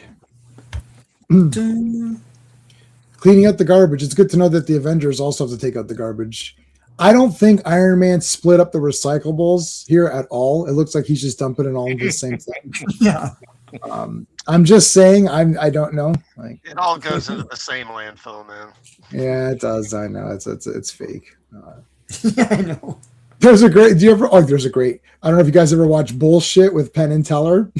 That was a great show, and they did recycling as bullshit. So it's like whatever the topic, whatever is bullshit. So they did recycling as bullshit. They're like, unless it's like, I think only bottles or there's only one form of recycling that actually was okay. Mm-hmm. All other forms do more harm and cause more damage in the recycling process than just putting it in the landfill anyways. Or something like that. I forgot. So it was a pretty good show, but they didn't. Yeah, recycling isn't what people think it is, because people put all sorts of things they think should be recycling. Like, for a long time, black plastic was, they couldn't do it until like last year, at least here. But for everyone put black plastic in there because, it's plastic. So you might, and all the stuff that you get when you take out the cardboard boxes and stuff like that, those can't be recycled either because they have a plastic film on them. So things you think should be recycling aren't. So that's what Message. Thanks, Sean. I really appreciate that's the PSA for tonight, guys. Thank you very much. So in other words, just recycle everything. Don't worry about it. It's fine. Yeah, that's it. It's not gonna affect your life. So who cares? Yeah, it's down the road. No. It's down. I don't care. It's fine. All right.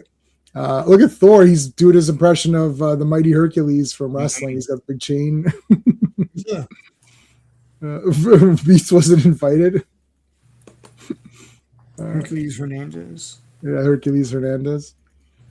Captain America's like, all right, you guys, clean this shit up over here. I don't see Joe Casta picking up anything and doing anything, but, just saying. Maybe you could use those, like, powerful muscles here, Joe, and do something. I do have to say, cleaning up the mansion is very exciting. It's like, what? Like, hurry up! What is this? It's like, so Iron Man is called away here. Oh no, they've got to sign. Yeah, he's got to sign. That's great. Sign for all the stuff.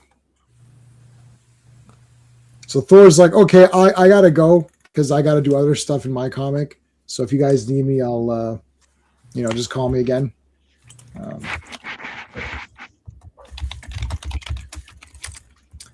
All right, so Thor takes off. Jan and Ant-Man go. Guys, just a reminder to hit the like button on whichever stream you're watching.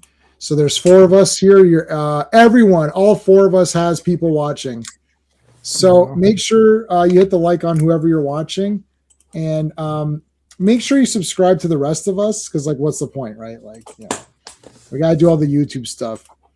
Hold on a second. Let me put some links in the chat. Now they're only going to be in my chat, and Sean's chat, because I can control Sean's chat. Classic Comics and Comics Asylum. So you might not be able to access the links if you're in a different chat, but I'll put them up here so you can see. So my channel is jman77. So youtube.com @jman77.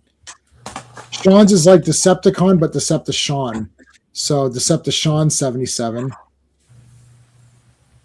So and then Classic Comics is easy. Classic Comics 7065. So there you go. And Comics Asylum is Comics with an X Asylum. All right. So make sure you guys are all subscribed up to everybody. We would appreciate it. Okay. Let's continue on. So she hugs Joe Casta. You saw Penn Teller's stage show in Vegas? Yeah. Awesome. Yeah. Castle Grayskull, how's it going? Hey, Grayskull. I'm gonna see you on Saturday, right, for mini comics. I couldn't be there last Saturday because I'm an old man who can't lift more than like 5 or 10 boxes without getting sore.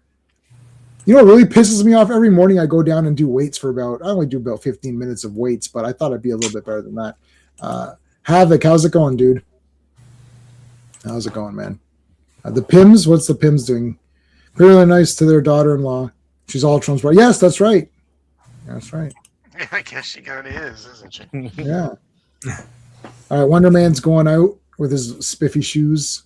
There's a Beast. Beast is all dressed up. Yeah, Beast's a big swinger. He is a swinger. Yeah, he talks about Club 54 and all that. Yeah. It's a far cry from the Beast that generations like from the 90s onward like are used to, or even Dark Beast, right? Yeah. Oh. Lock the door. Well, now you got to repair the door, Hawkeye. Right. Hawkeye doesn't repair doors. I don't know. It's fine.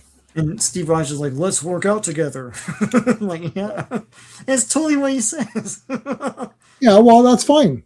Let's go do it. Dimensional weekend. Let's work out together. All right, so Iron Man, there's some sort of chemical business that he has to go attend to.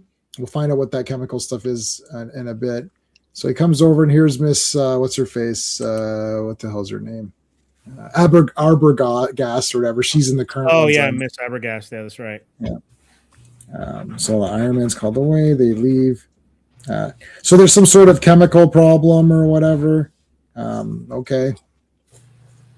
So Iron Man, Wonder Man went to go film his Mr. Muscles television program or his kids show.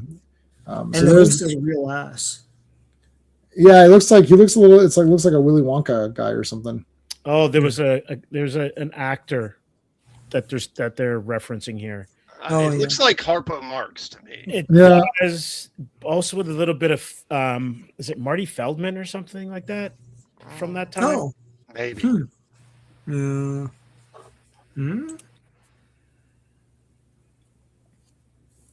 Will we see Alpha Flight in the movies? I hope not. Maybe it's cameos. Like I'm probably the Alpha Flight stan here. Yep. But I'm with RR. Like after they killed Guardian, it just wasn't the same. Like I know he's back, but he's a cyborg, and I'm like, meh. Yeah. Yeah, But I love Alpha Flight. I'll die on that shield any day. I've got a lot of Alpha Flight comics. I think I have like 1 to 8, and then after that's kind of sporadic. I was trying to collect it all, and then I was like, why? Yeah, like personally, you introduce them when you introduce Wolverine, or shortly after that because of Weapon X and stuff. And Department H. Thanks, Al. Yeah, I'm showing my age. I can't remember anything from yesterday, but talk to me about 1978, maybe. Yeah, I can't remember. I have that Sammy Jenkins problem from Memento. It's like I can't make new memories. I remember everything old. Mm-hmm. Like I can do all of Army of Darkness, no problem. But like, word for word too. Word for word. But then if I watch something this morning, I'll forget it by this afternoon or whatever. Yeah. So there's Mr. Muscles, and this guy's a real dick. And then he's like, "Oh, hey kids, hey, look! It looks like the friggin' Mad Hatter or something here. Like, what the hell's going on? Ooh. This guy's looking crazy here." So then his hair comes off, and he goes, "You're fired." You're fired. And Beast is like, "What the shit? You got fired." And then he calls Beast the baboon, and then Beast just lays into him. Yeah. You loser. You bunch of losers. We had a kids show here in Ontario called Uncle Bobby, and that reminds me of that. Yeah. Uncle Bobby, man. Bimbo the. If you want nightmares tonight, look up Bimbo the birthday clown. He's like an 8-foot tall robot clown. It's like. Oh, Bimbo the birthday clown. Love it. Anyhow, yeah. Oh yeah, I remember this guy. Yeah, I remember this guy. Yeah. He was probably drunk half the time. Oh yeah. Okay, I remember this. What was this? Uncle Bobby. Yes, I remember. Bobby, yeah. It was shot just here in Scarborough. Yeah. Yeah. Sean, that's Uncle nightmare Bobby. fuel, man. Oh yeah. Looking back Bimbo, at it now. Bimbo the birthday. Yeah. I remember him now.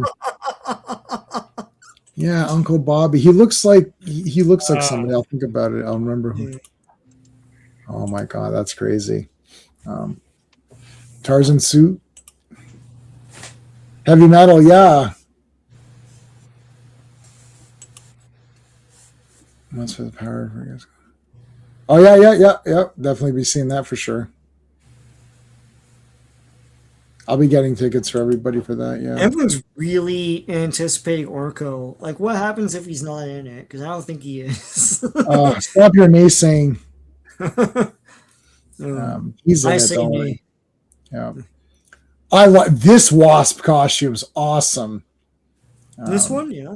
I like this one, yeah. It's a change from the last issue. Oh my god! Like, Well, she's a stylish girl. Like she can't be. Yeah. Here's this big ass robot, BAR, big ass robot. Comes in. So I'm not looking at my notes. Okay, so hold on. He was fired. I wrote all these notes and I didn't read any of them on the last, or hardly any. yeah, this robot. Yeah, so that is, okay, so that's what's going on. Hank Yeah, comes on. Mechanoid.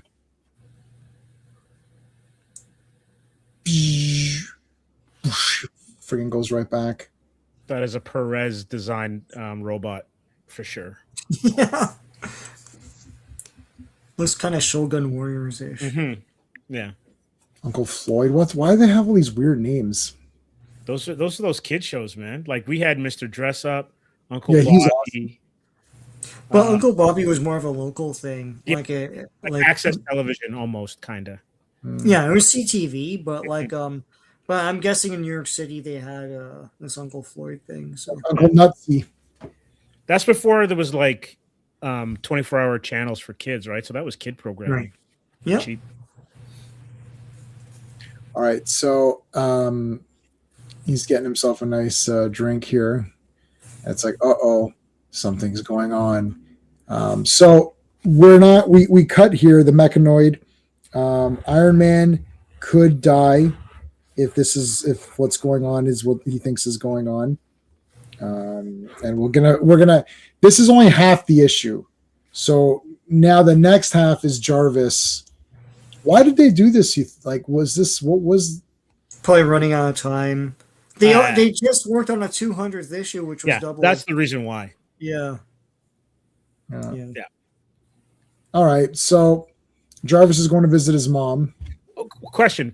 Is this the first comic book where the backup story is the cover?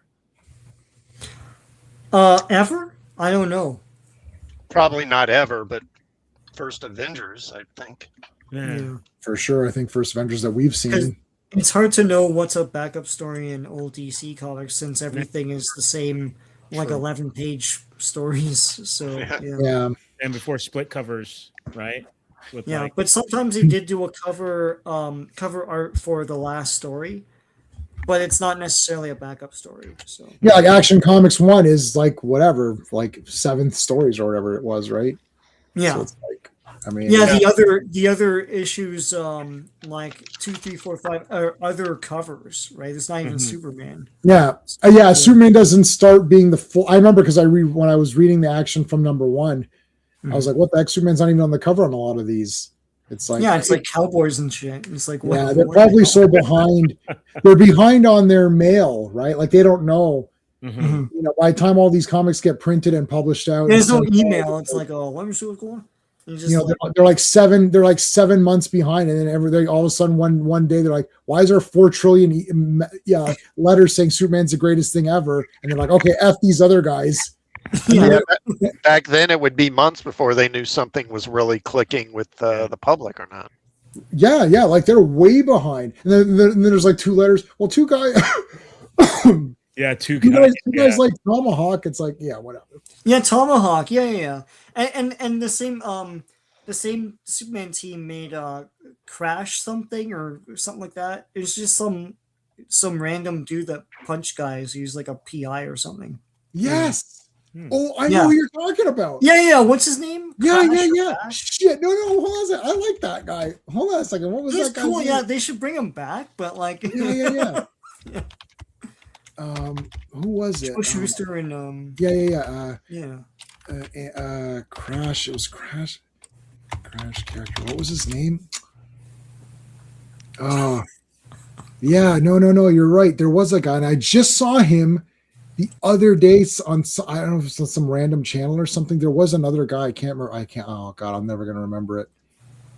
And I just saw him on some YouTube channel. It was something like, it's like comic tropes or one of those guys where it's like, you know, or character that Joel Schuster and Jerry. Yeah, like the character that you forgot or something. Yeah, right? they're forgotten. Yeah, it's like forgotten. And I feel stupid because I'm like, I know all about these characters. Am I a nerd? Like, what? Yes, they're not forgotten to me. Yeah, someone at that market came over. Was like, "Do you have Absolute Batman #1?" I'm like, "I think you're at the wrong place, buddy." It's like, nobody's selling anything like that right now. Zatara, yeah. I wish they would release a better Mandrake collection of stuff. Like it feels like it's just like there's nothing available. I'm really interested in reading more, and I just can't seem to find anything. All right, anyways, so there's his mom. Why is Jarvis's mom like? Why are they all living in poverty? Like. Tony Stark pays for everyone's stupid anything. Like, can't Jarvis, like, they should just give Jarvis $1 million. I mean, he's literally almost been killed many times. Slam Bradley. That's what it was. Slam Bradley, yes. Whew. All right. Why can't they give Jarvis just like $1 million? Yeah. Like, if I were him, I'd tell him, I tell the Avengers what happened. Like, I know he's supposed to fight, and then he inspires everyone. I just call Thor. Like, F it, man. And then it's like that big bruiser guy comes in. It's like, oh, I'm the bruiser. It's like, oh yeah. It's like you think you're good, and then for the big run in, it's like here comes like Wonder Man for the big run in. Oh. Yeah. Well done. It's like, oh shit. This guy's like an old man. He's like, I'm old just like you guys. Boom. And then oh shit, I'm not old at all. I don't know. A bird. And then he flies away. Tex Thompson, yeah. Yeah, Slam Bradley. Yeah, better the than Spectre as Batman. well. I mean, that's a classic character. They should do Slam Bradley versus Batman. See who Slam Bradley. Yeah. I'm gonna slam you. He's just a detective, right? So yeah. He maybe slams evil. You don't know. I'd do a Slam Bradley comic. I'll do it right now. Right now. Yeah. Let's do it, Sean. He's got a cool Ferrari and everything. Like, oh man! Him, right?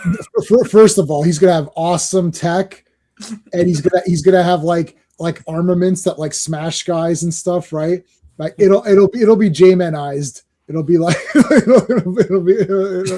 which basically means it'll be 90. It'll be like 90s version. It'll be like super ripped, like V-neck shirts, like yeah. Like this guy. It'll be basically this guy, but a detective. Yeah, what is this guy? Born to Bruise. I'm getting that shirt. Born to Bruise. I'm definitely getting that. You know, I think this comic, I think this story had a reverse effect because they were trying to make it like this guy was the bad guy. I was thinking, this guy's the hero of this comic. I think Jarvis is the villain here. Look, this isn't a hot take. This little story was better than the 200th issue because at least you know what's like. There's a conflict. You're like, oh no, is Jarvis gonna have to fight a guy? Like, oh my god, and he does. Right. It's awesome. Yeah. All right. So he throws, he throws shit at him. Yeah. Jarvis, you're a loser. He's like, I know. No, we got to fight back against that guy. Don't you know the Avengers would call them? Like, no. This is my listen. Is Iron Man or anyone in the front of this particular story? No, it says Jarvis in super font or whatever. Detective Chimp. Oh, cool.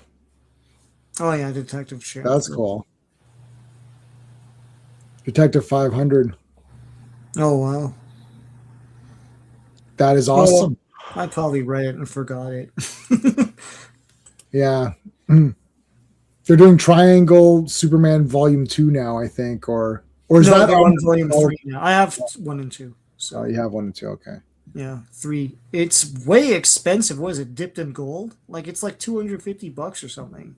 Wow. So I'll have to think about it. Okay. It's like maybe it's an isosceles triangle or something, and they're like, "Oh, well, we gotta make it a bit more." Hey, listen, pal. He tried to take off his jacket, and the guy just backfisted him. Yeah. Surprised Jarvis didn't roll his sleeves up and do the bare knuckle fighting style. Yeah, fisticuffmanship. He should have done.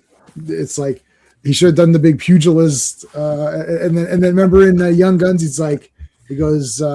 No, it's you and I. And then he asks Terrence Stamp, is that correct? He's like, yeah, you are correct. And then he does the big fight. It's like, you and I. Yeah, he goes, it's you and me. He's like, no. He goes, it's you and I. And then Terrence Stamp's like, yeah, that's correct, or whatever. I like Young Guns. I like Young Guns too. I like both of those movies. All right, so Jarvis is fighting pretty good here. And he says like, "Oh, I'm doing all the big techniques that Captain America taught me." That's right. That's cool. Captain America taught me. Who taught you? Yeah. Like, this knife taught me. Whoosh! Oh, and the broom in the face. And all the people fight back. They throw shit at him. And then it's like, I'm getting out of here. I'm going to New Jersey, and I can bully people there. That's it. All right. Oh my God. This is awesome. He's going to eat the wasp. Now, this costume I feel is more of a known costume for her. Like I recognize this one. Isn't that in one of the video games? Like the old ones? Might be. Like this one costume I recognized immediately. So this is awesome. All right. Before we cover this last one for tonight, I'm going to remind everybody of what's going on. So tomorrow is Tuesday Night Terrorvision. I will be talking about a Zombie. This is Lucio Fulci's 1979 movie. The last act is insane. The first 2 acts are the first 2 acts. There's a couple of good eye deaths in them. But yeah, so that's tomorrow night. Wednesday, it's G.I. Joe, issues 9 to 12. These are awesome. Actually, I haven't read I haven't read issue 12 yet, but the other ones were awesome. And Fridays is Fantastic Fridays, talking about 4 more issues of the Fantastic Four. Sphinx versus Galactus, that's what you guys have been waiting for. Saturday, we're back. Ooh, what did I do there? I don't know what I did, but I cannot move my mouse. So that's it for that. Yep, I cannot move anything. Oh. Yeah, frig off. Why does this do this all the time? Oh, there you go. No. That's because it's stuck on that one. It's not stuck. I can go to here. I can do some of these, but that's didn't it. do it. You can't scroll forward or go. I can't scroll anything. Yeah, it's messed up. This happens from time to time. Anyway, so there you go. What's it called? Saturday will be He-Man. I'm gonna leave and then come back. So, oh no, I'm gonna lose all my settings. Can I end the stream? Yeah. Okay, so I'm just gonna be. I don't care. I won't be able to use any of my pop-ups. So, Sean, what have you got going on? Tomorrow I have Superman 128 from April 1958, going through that. On Thursday I'll be watching the Michael Jackson movie, so I'll probably post a review. And the following Sunday I have a video all about the last Starfighter Marvel comics, the 3 issues, and the big Marvel Super Special. So stay tuned. Okay, Steve, what's coming up on Comics Asylum? We're going to be looking at the latest news and comics and entertainment, including it looks like the Phantom is coming back to live action. Cool. So that's going to be on. I think Reginald Hudlin, the director, is going to be behind it, and we'll have all the details for that as well as what's going on in comics, and that'll be on Wednesday at 1:30. All right, Classic. Are you coming back soon or? About 2 weeks. 2 weeks. I'll probably start streaming again. I think I'm looking at May 5th. I'll probably start doing my Trek Talk live streams again. What are you on now on Trek Talk? I'll start the 3rd season. Third season. Uh-oh. Oh no, not the dreaded 3rd season. Which I still like. So is Spock's Brain 3rd season? Yeah. Yeah. That's the one that Claudia always like. Oh, you even like Spock's Brain? I was like, first of all, I actually really do like Spock's Brain, so that one I don't get. Some of those the Eden one's pretty rough. I like Spock's Brain. I don't know, because he would always nail it. Like when we talk privately, he like, he goes, "Do you like Spock's Brain?" I was like, "Yeah, I do." I don't think he believed me. I was like, "No, I really do like it. I like it. I thought it was pretty cool." The Eden one is pretty rough because those guys, and then that guy's an idiot. He got everyone killed or whatever, dumbass. And I will be doing Spock's Brain, by the way. That'll be I'm so excited. I'll have to check that out because I want to see what you say about it. But I mean, I like it. My wife. I saw when we watched Spock's Brain. I was telling my wife, I was like, "Oh, this is the one that Claudia did makes fun of me." She's like, "Okay." I said, "Let's pay attention a bit more." And I was like, "No, I thought it was awesome. I don't know. I love the characters too much. I just can't, And then like watching Khan again with like McCoy gets better with more viewings. Like as you view him, he gets better and better. And he has a lot of great lines in all the Star Trek movies for sure, but like definitely in Khan too. Like he's awesome. And I don't know. I just love the characters too much. I can't wait for Street Fighter. I'm really looking forward to Street Fighter for sure. Big time. Okay, let's do it. Let's finish this off. Avengers 202. The cover art is George Perez and Bob McLeod. Release date is September 16th, 1980, but the cover date is December 1980.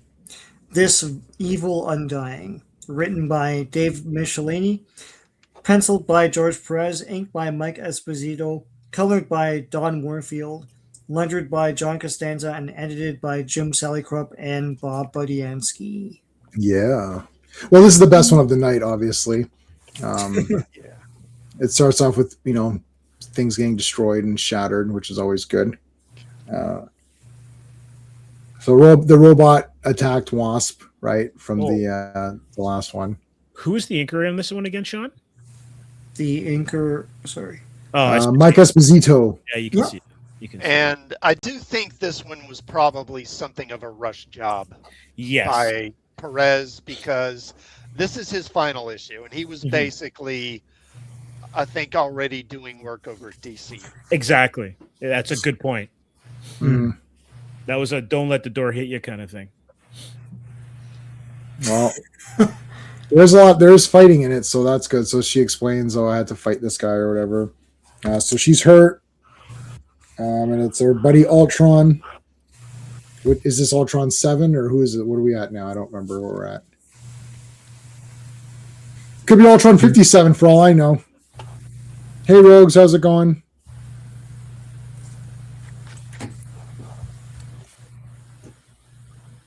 So she's gonna recover. Now Iron Man, is this the one where Iron Man gives Jarvis the note, right? Yeah, okay. Yeah. All right, so they're having their big tea or whatever. And I think Iron Man suspects that he may have been compromised, because if Ultron is back, the only person that could have. So actually, Tony Stark does make Ultron if you think of it in that sense in this version. So, the MCU is not, it's not totally offside, I guess. Well, yeah, this version. I mean, how many? Like we're on 7 or 8 or something like that. So Yeah. Right. you know. I think it's like 9 or 10. Like, Yeah. Yeah. Well, it's the ship of Theseus. Is this a new Ultron or is this the same Ultron? Right? It's like, I don't know. Poor Wasp. I've really turned right around on Wasp. I like her a lot. I thought, like, when we first started this, when it was just Sean, I thought she's lame, but Well, I she really was like her. lame. She was lame. So okay, so I was correct. Yeah, no, they wrote her like, "Oh, I'm just a girl," and all that. And like, "Oh, I have to put on my." I think one of Avengers issue starts with her putting on her makeup, and all the Avengers are waiting for her before they go out to Oh, fight. come on. Wow. That was one of the early ones, like in the 10s or something. Oh, she had to put on her It's makeup. true.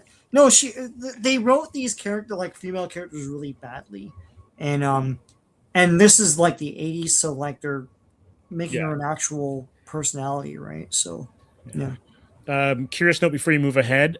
I think Perez leaves to do New Teen Titans. I think that's what he's also doing. yeah. This came out in 80, right? So he would have been doing number Yeah. one. That Wow. issue that you have, Jay. Yeah. We should put Titans on docket, because I know a lot of people have been asking for DC content as well. And it's not that Right. I'm anti-DC, considering that Superman, Batman, Wonder Woman are my 3 favorite characters, and I would put Robin and Supergirl, so that'd be my top 5. And we did 300 issues or something like that of more than that of Of Legion of Superheroes. Legion of So Superheroes. So yeah, we're definitely not anti-DC. that's Like the most DC thing you can do. you can't. It is. It's like there's nothing more DC than that. Yeah. This is. Well, how do I say? It's like we're always. Oh yeah, I can't. It doesn't work. But I always say, we're reading. You're just reading comics. This is comics. This is from Yeah, the this is Renee. DC comic. Yeah, it's like It's Mark like, Fall Off Boy is in it. Like, dude. yeah, arm fall off, boy. Like, come on. Yeah. His arms fall off. That's it. All right. So there's the big parents, sorry, not the parents. No. Like, there's like the big offsprings. They're at his feet. or They're the whatever. kids. Yeah. So Iron Man was possessed or hypnotized into reconstructing Ultron. So I guess Ultron reconstructed himself, I guess, maybe. And And then when then he talks to Ultron, he's like, "This is Tony Stark in an Iron Man costume." yeah, And then yeah, it Ultron's wasn't Iron Man. Sorry, I should make that more clear. Yeah. It was Tony Stark, and Ultron doesn't know that Tony Stark is Iron Man. So at one point, when Iron Man is talking to Ultron says, "Oh, you've taken the armor for yourself." And he's like, "Yes, I've taken the armor for myself." So that keeps his identity. But come on. It's like, Ultron, are you that stupid? Like, it's like, dude. And then when he sees him, he's like, clever. Going into the Iron Man armor like that. Tony Stark is Right. like, "Oh yeah, it is clever, isn't it?" Right. Yeah, he created himself and his wife. Yeah. Oh, yeah. What, Wanda? WTF, man? like get it together. You need to get it together here. She's all pissy. She's she's hot and she's cold. She's whatever that how that song goes. You literally married a robot. Yeah. Yeah. And now you're mad now that he's unfeeling. Like, Yeah. Oh, Vision, you're so unfeeling. Well, I am a robot. you married a Yes, sex but- doll, and you're mad now that Right. Yeah. Yeah. But I want you to have feelings, but I don't. You knew this already. So yeah. sucks to be you. I'm a Spock clone. Did you not understand the parallel? All right. Yeah. But Is Spock he- actually has them. Is he even on data levels though? Is he fully functional? Yeah, of course. It's implied that he is. Yeah. Well, I mean, in West Coast Avengers, you see him, Naked. and Yeah. he doesn't have any, Yeah, he doesn't. Burn, attributes. yeah, So- Burn drew him like a Ken doll. Maybe he has a lid. I don't know. Yeah. I don't yeah, know. Yeah, maybe it goes. Okay, it comes out. can we move on, please? Yes. All right, let's move on. Let's go. Well, first of all, I didn't bring that up, so just to let everybody know, we did lose 2 viewers. So, Yeah, no. so just to keep They want Jarvis kicking ass again. That's why. 2 people. I do like the shadows of the window. You know Yeah, what this is? This is we're in a hurry, silhouetted out. That's Yeah. It looks cool. I don't know. I like how Captain America's like, oh, they've deduced that you were usually attacked in 4s or whatever, so I can use my shield to like. That's cool. That's cool. Yeah. Well, usually every time these assholes attack, it's always in 4. So if I go ping, ping, ping, ping, I can do all this cool shit. And jump around. Captain America is awesome. there's not anyone that doesn't like if someone doesn't like Captain America, they're liars or they're fake fans. There are fake fans. I should say I do have a poll where I ask which of these Marvel debut movies is the best, and Captain America is 0 right now. Wait a minute. Why do I? Okay, I see every other poll you do. I don't know. I literally went through all your polls yesterday, and I was like, it was actually like every other one I miss. So the last one was the who was the recruit or whatever. Yeah, it was the best recruit. Oh, replacement Fantastic Four. Yeah, and I picked posted a Masters of the Universe one, and I missed that one. I didn't see that one at all. I didn't and see that one Avengers was either. today. So I didn't see that either. Yeah, I haven't been on today, so that's why I missed that one. Hold on a second, but I have it so that I should see your thing. The problem is that it doesn't. Well, you know how it is. It doesn't go to everybody. yeah, You have to I don't go to know. your Should at least go to subscribers. post. No, well, it's weird. Okay, so that's my own thing. Which of these is the best MCU movie debut? Oh, I'll Captain America. Yeah, do it. Oh my God! People picked Incredible Hulk versus Iron Man. Incredible Hulk is winning. I don't know who these people are. They Wow. Temple of Doom under the bus. It's all Banner's family. There's no way. That's fake. Yeah, no. Oh no, I got the He-Man one. Yeah. Yeah. And I'm one of the few people that picked Medusa, which is the right answer, but for that other one. Yeah. We haven't read the She-Hulk I one. picked She-Hulk. I picked She-Hulk. I know, but we haven't read the She-Hulk ones yet. Everybody can relax. I have Sensational She-Hulk #1. So Luke Cage was there for like 1.5 issues, but yeah, nobody likes Luke Cage. It's like yeah. well, no, nobody likes Luke Cage in Fantastic Four. That's not. Everyone likes Luke Cage, but just Luke not Cage's best Fantastic Four appearance is when he is hired by Doom. That's the best Luke Cage. Not a fan of Wanda. She's not. She's turning evil, being possessed. Yeah, I don't know what happened. Well, I don't know. I agree. Or they just don't know how to write her. Yeah. Oh, it's another new I don't like this one as much. Mm-mm. Hey, Waspy. It's too X-Men-ish. Oh, we didn't mention the adamantium, or did we? Or has that not been mentioned in the comic? Yet? You passed it. Yeah, here you go. It's right there. Yeah, there it is. So the resin X is what you can use to Harden it. Yeah. So Ultron built that robot. Yeah. Oh yeah, Ultron's also blocking Jocasta's radar sense or whatever for him. There's that. He picked Iron Man because it stands on the movie's shoulders. Yeah, it does. But Yeah, Iron Man and Captain America 1 are both like bloody awesome. So you could just pick whichever one you like. But no, I don't know. Chris Evans was just like so cool in that. It's a great introduction to his personality throughout the entire thing. I mean, Yeah. like him using his resourcefulness to like unlatch that flagpole and everything, and standing up to the bully. Like, it's great. So Yeah. I really like Tommy Lee Jones a lot in that movie. He's very funny. He's very good. All right, so here's Iron Man. This is where he's leaving the big note. Like, oh, I think I've been compromised. I've turned evil. I've rebuilt Ultron.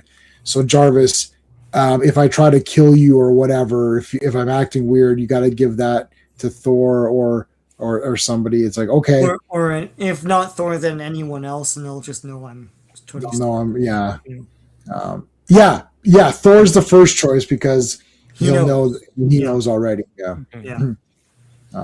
But see, Iron Man is willing to, for the greater good or whatever. Yeah. So this is good for Iron Man. Like this whole thing, like it looked good. There's Joe Casta. And there's what's going on over there? Some hanky panky. That answers our question then. Yeah. Yeah. Yeah. So and then he's like, Vision, you should go below and check if there's any shenanigans going on. Vision's like, yeah, okay. And then he got Wanda. He shocked her. He Kirby crackled her. Mm-hmm. And Joy Buzzer, like, put her there. He kidnapped her. Oh yeah, take her to Ultron. Ultron. Like he has to like hold her low because her boob is in the way of his eyesight. Yeah, we mentioned that Wanda left because she's like, I'm useless here. And then he does a burn before reading on the file he gave to Jarvis. Yeah. Oh yeah, he burns the file, and you're like, Jarvis, god damn it, why'd you put it right next to the window?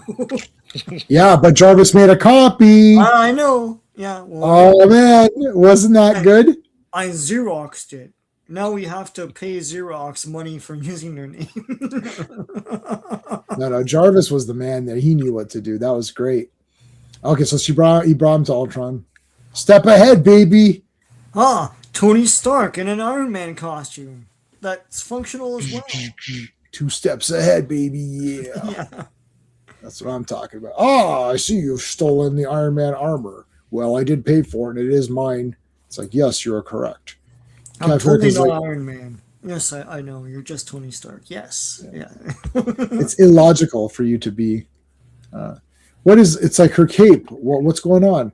Well, Iron Man came in and told me to leave, and then he beat the shit out of Wanda and took her. Damn it.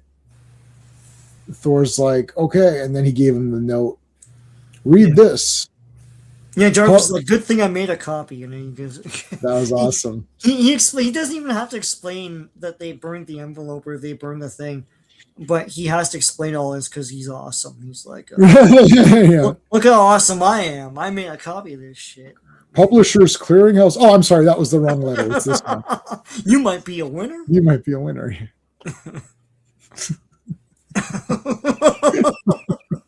Ed McMahon. It's like, problems could be over.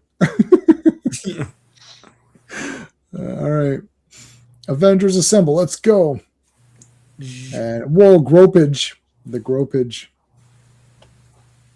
Without being 2 steps ahead, right? So what was his? He just wants to kill her, right? Because it's like, then kill her. What's with all this James Bond shit? I have a gun right here. It's like, dude, he's got these lasers and shit. It's like, just kill her. Yeah, I didn't really write. I didn't really make any notes as to why, so I don't think there was anything. He's just like, I'm going to do some bad stuff. Isn't there an issue where the other Avengers are tied up and Jarvis beat the attackers and frees the Avengers? I mean, they're captured and turned into like action figure collections all the time. Yeah, usually, maybe it's later. He's usually up to this point tied up, and and then they ungag him, and he's like,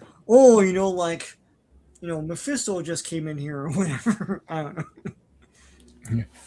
Mephisto came in here, just beat the shit out of me. It's like, all right, well. Oh yeah, there's Iron Man for the chokehold. Then he gets nailed. Yeah, but was that the camel clutch or whatever when the guy would grab the face, or was that the claw? There was some wrestling move. Well, this is the claw on the face. Yeah. Claw. Yeah, the iron claw. Yeah. Yeah, the camel clutch is where you're like on the guy's. He's laying down on his belly, and then you go around his back, and then you get him around. Which actually probably feels awesome. Like if you need to stretch your back out. Stretch your back out, yeah. I think like if you go to a physical therapist, they do the camel clutch on you. It's like that's Iron Sheik's weird move. Or was he the first guy to do that? Good question. I don't know.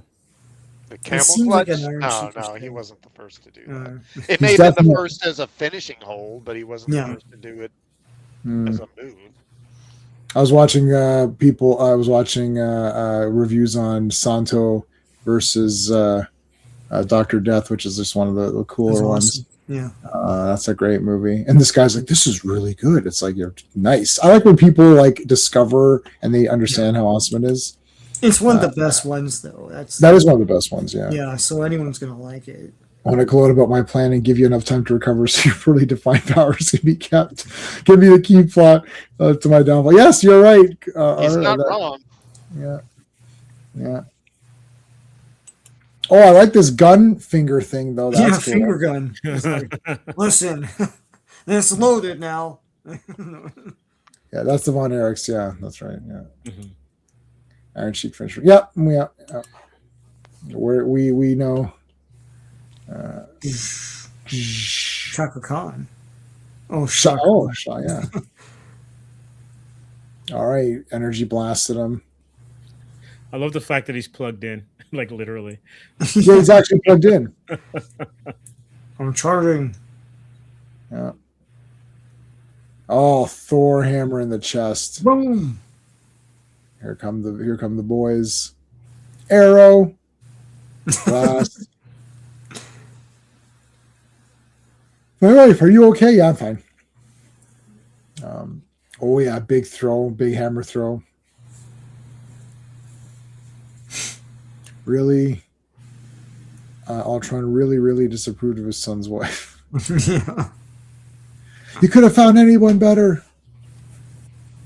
It's like you could have been somebody. He's playing a promo here. Yeah. There's Sunday. Avengers.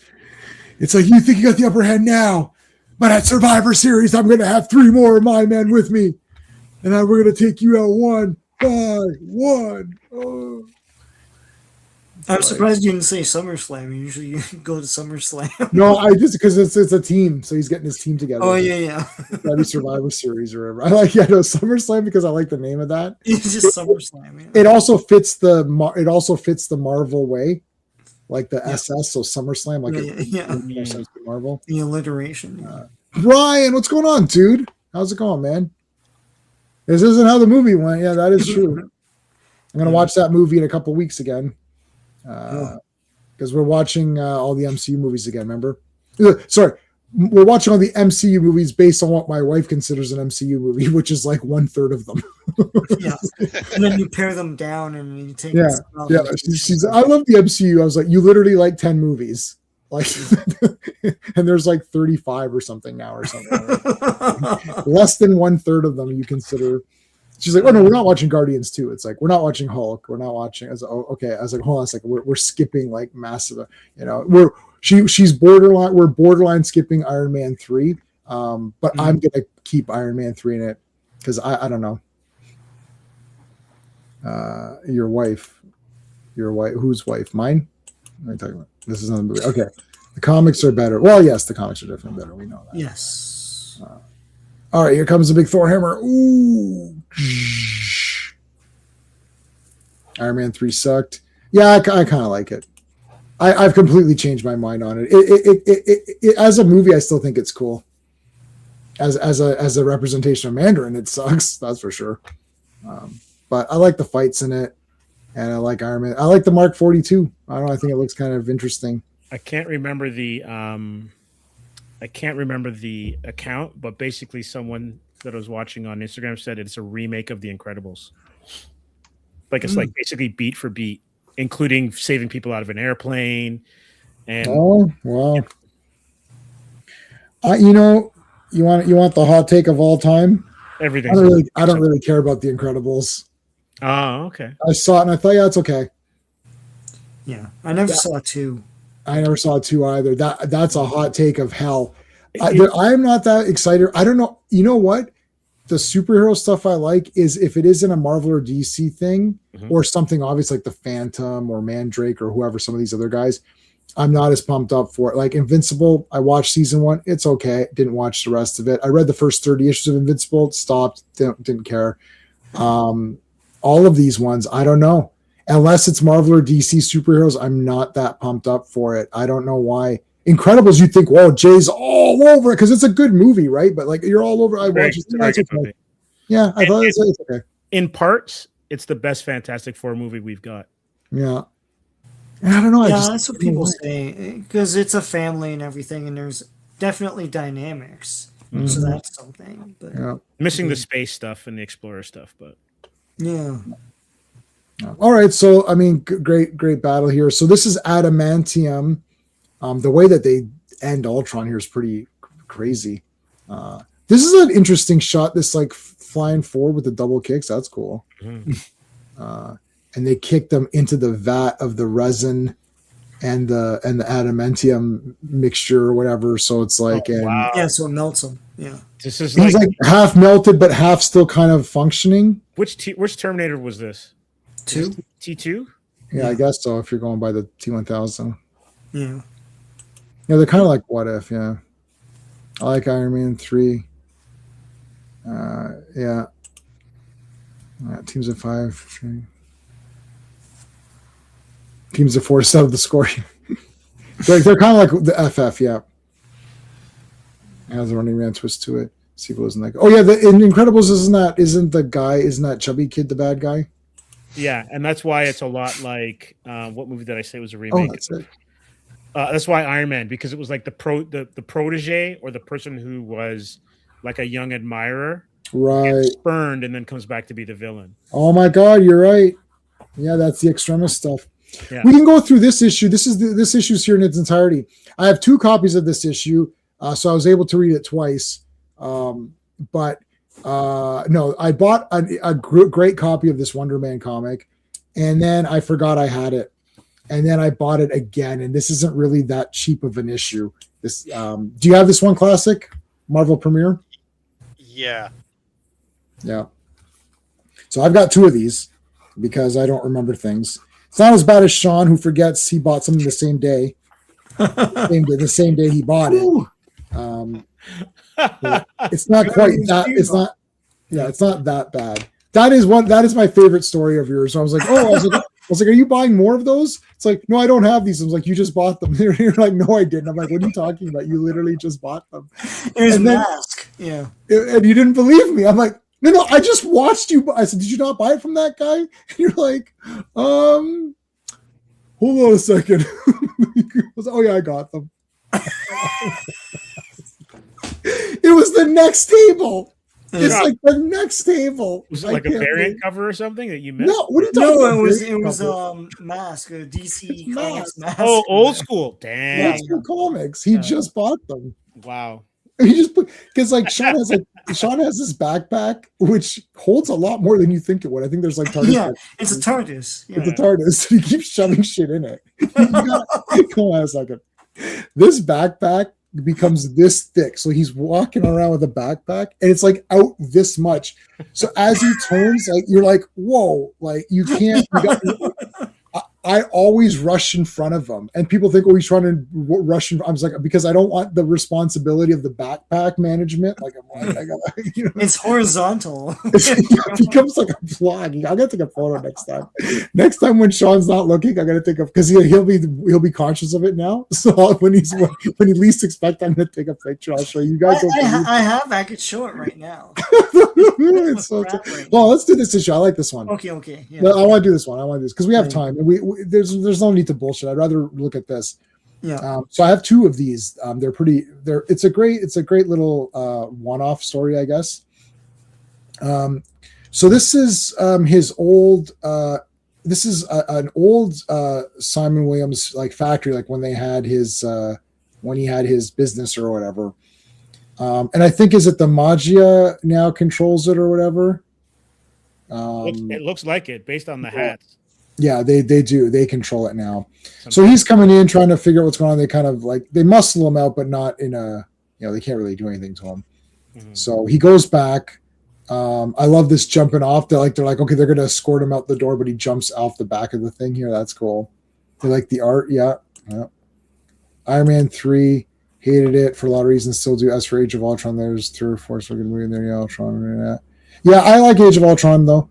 Iron Man was at the bottom left cover. Season 2 of live action show. Oh, I didn't watch that show. X-Men book near 200 show. I read 2 of the same comic in the and got home and read it. Wow. 2 of the same comic in the. Oh, that's interesting. Okay, so he just jumps off, and then I like this, like just breaking his hand into the thing to climb. That's super cool. Mm-hmm.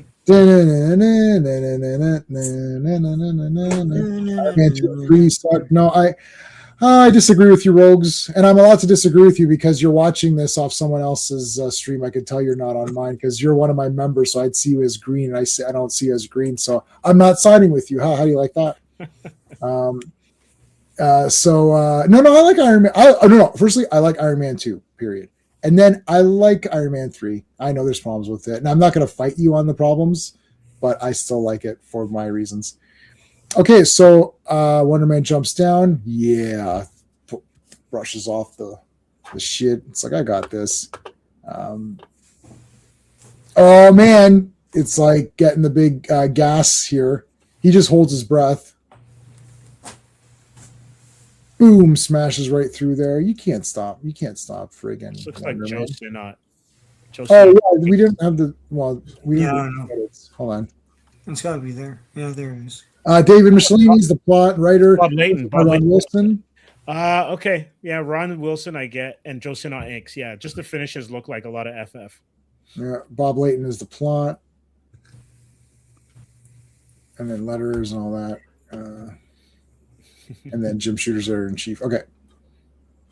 Let's get back to where we were. We're not going to go detailed through this. I just want to just kind of flip through it. So he's coming in and like investigating and stuff, and then he goes to find an old buddy of his, and this guy's just had a shit life, and his wife was a total bitch because she left him. Like, I thought it was richer or poorer, but anyways. I love all the little stuff in the back here. He's got like Miss Piggy and shit. You know. They're sitting here talking, just like dolls everywhere and toys. It's like a shop, right? I love look at the mug he's drinking out of. Yeah, what is that? Yeah. So he convinces this guy to come with him. He's like, I want to go with you, man. It's like to infiltrate that place and whatever.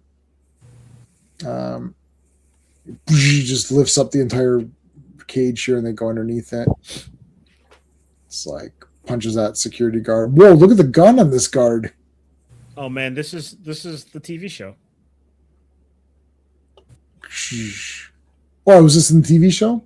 It not exactly, but that kind of like Wonder Man dealing, like hanging out with a normie, as you would say. Yeah, it's got this kind of vibe.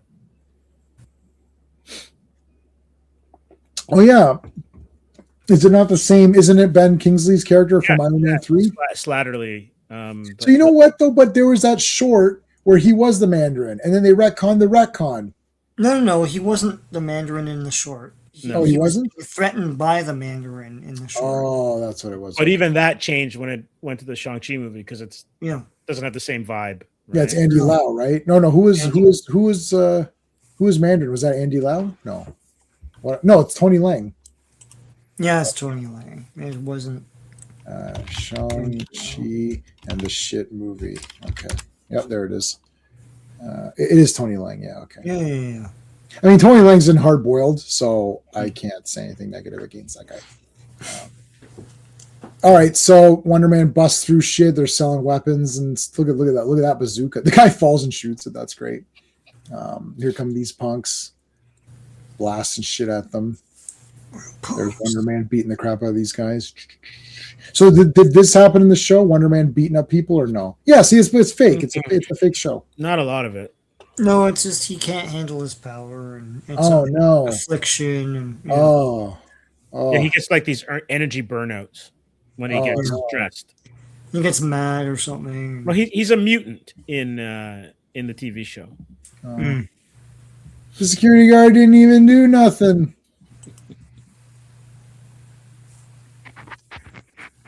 Classic. Can Wonder Man go into space and breathe? Yeah, out there? so he's talking about the comic he's talking about is in the 90s.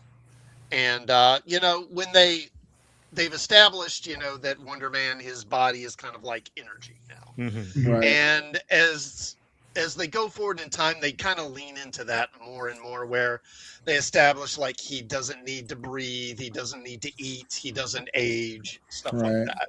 But they really haven't gotten into that in a big way yet here. Kind of reminds me of, what was that dude on Legion? Was it Wildfire? Yeah. Where his body was complete energy, but he was contained in that orange suit. Yeah. Yeah. I love that character. He was That's so like one of Klobby's favorite characters. Yeah, because he had the personality of the Thing as well. Like, Right. Yeah. yeah. All right. Anyway, and I had Klobby behind. I'd had Wildfire behind him in one of the things I did for him. Can't Wonder Man. Okay, so we talked about that. He will appear. Will he appear in Doomsday? No, I don't think so. Poor security guard, just doing his job. Yeah. No, Doomsday is gonna. If you listened, I listened to Rob's podcast, and he talked more about what he saw for Doomsday at that. Yeah. Is it CinemaCon CinemaCon. CinemaCon? Yeah. Cinema. Yeah. Okay. CinemaCon. Yeah. Yeah. No, cinema. Like, yeah, sure. CinemaCon. Yeah. Yeah, sure. It's cinema. You're a bitch. Me? You don't know that half of it. Oh man, here comes this big. So this is what was this thing? A dreadnought. It's a dreadnought. Yeah. Oh, he friggin' airplane spinned it. That's awesome. Now that's the camel clutch right there, or at least closer to it. I'm not going to show you a comment. Show dog, it's going to get me in trouble. You can see it on the thing, anyways.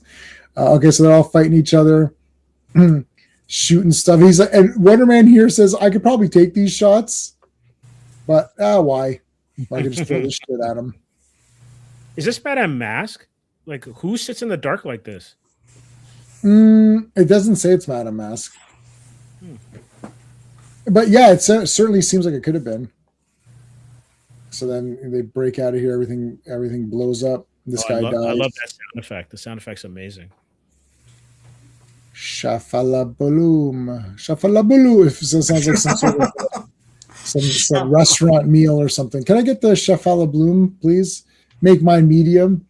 It's like, or I don't know, like. So this guy dies. Tell my wife I was awesome. Oh, you know what's amazing too? This is such a product of the times. You know, like when, like nowadays they just like close the eyes, but back then if you died, you turned the head. So they did it in the comic, which is kind of cool. And there's one here with the Vision where there's some hostages, and the Vision comes and beats them up. Yeah. And then like this woman's like, "Oh, my husband," and then she gets all hysterical. And he's like, "Oh, she was just having a human reaction." It's like, "Yeah, let's go." And she yells at Vision. She should have punched her head in.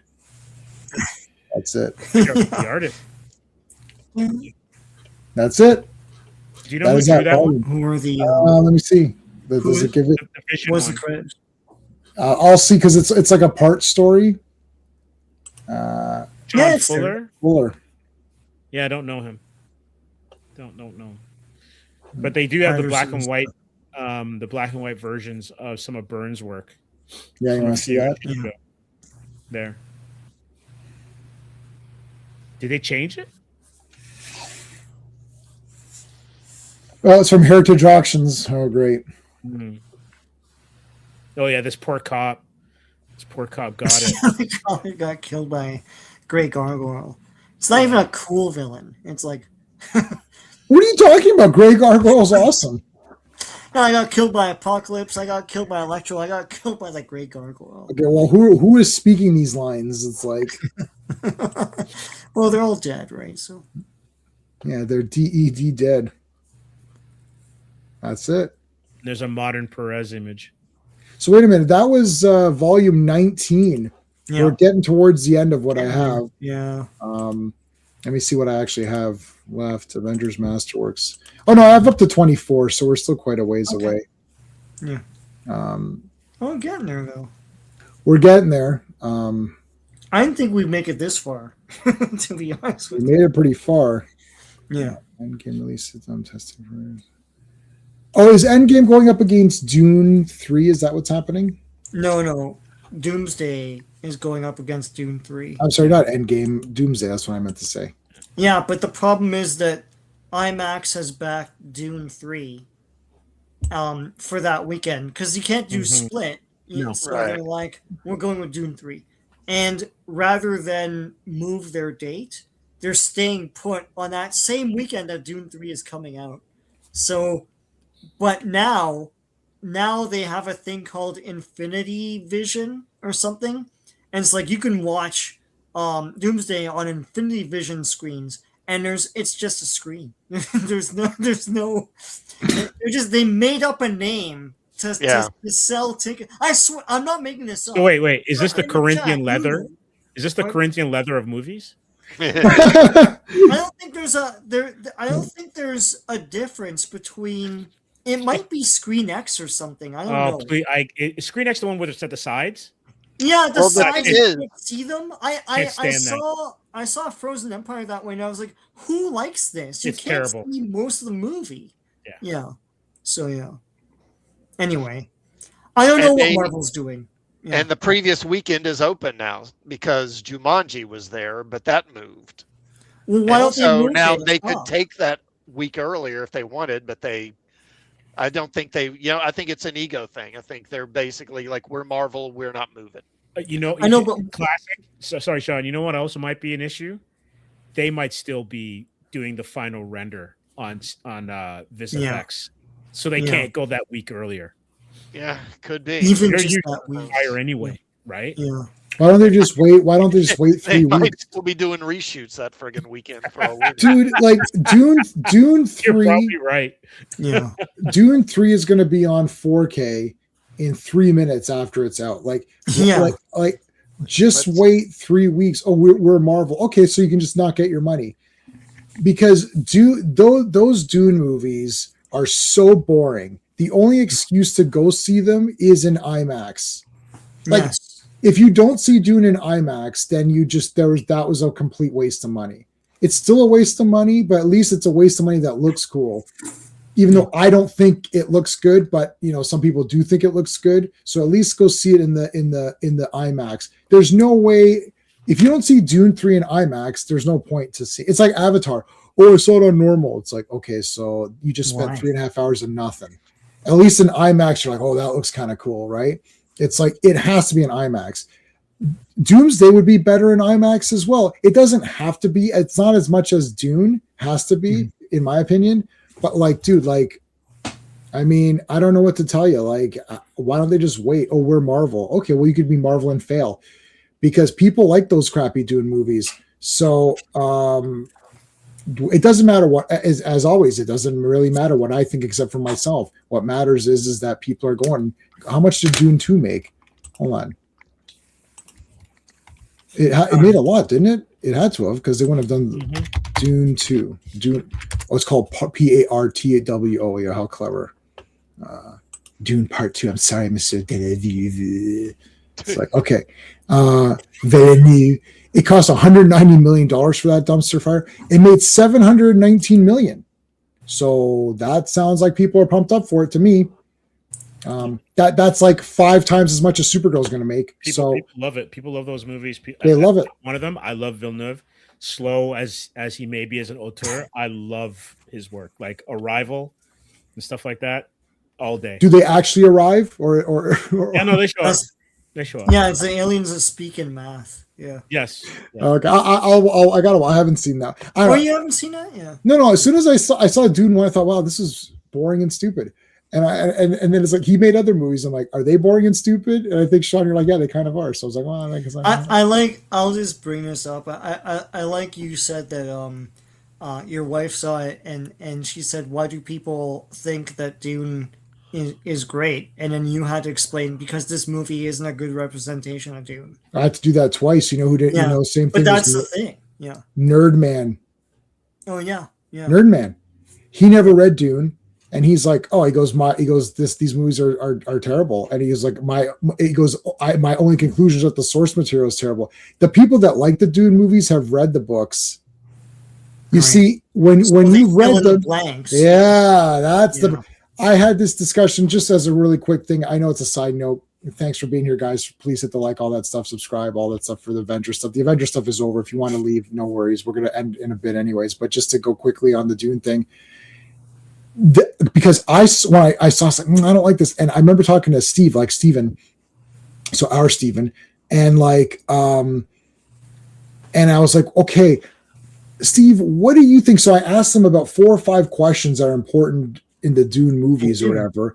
And I was like, what is the spice? Like, why is it so important? Why is it like, tell me? And he was explaining, like, well, I guess they do. And it's like, no. And then I'm thinking, this is not in the movie. Like, what I'd like to ask people who've never read anything and don't know anything. It's like, what is it? Like, right? And they can't answer it. Yeah. So I'd had these questions in mind because I'm buying it anyways on 4K because I buy everything. Like I have to own it. It's Dune. So I bought the first one. We watched it. It's great. There you go, Al. There you go. That's why your eyes turn blue. So no. But so then I watched it, and then to say like, okay, what do you think? And it's very interesting, and I think the people that are liking it have read the books and know them pretty good. So you're watching a visual representation of things that you already know. Like the first movie, like Baron Harkonnen completely stinks in these movies. And when I was reading those books, I thought this guy has to be one of the most best criminal masterminds. Like the plans, they keep saying the plans within the plans within plans. Like, I mean, the guy's planning out like a generation ahead of guys, even the Bene Gesserit who are planning out multiple, like the Kwisatz Haderach, like Paul comes a generation before he's even supposed to. I think that entire breeding thing got effed up or whatever with Jessica. There's a whole bunch of stuff. It's like, I don't think any of this is really in this. Like, I know it because I'm sitting there, you and I are sitting there watching, oh yeah, that's cool. It's like, when you think about it, wait a minute, what the hell's going on in this movie? Like, I know what's going on, but I don't think anyone else really does. And I'll think a lot of them. You know, because you have the context. And it's like, Denis Villeneuve is not. Well, these movies prove that he's not very good at like actually explaining what's happening through visual and audio storytelling, right? So, like the old movie was criticized for being too much, and that explains what spice is. Like you can watch that campy thing from 1984. I love it. What Spice does. Yeah. The problem with that movie is that I loved it because everyone said it was so garbage, and I never read the Dune books.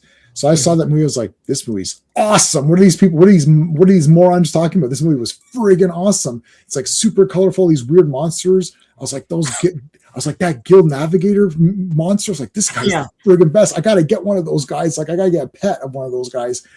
And I was like, this is awesome. And then I read the book. I was like, man, this book's awesome. I was like, then I watched the movie again. This movie's even more awesome. That book is so like dense.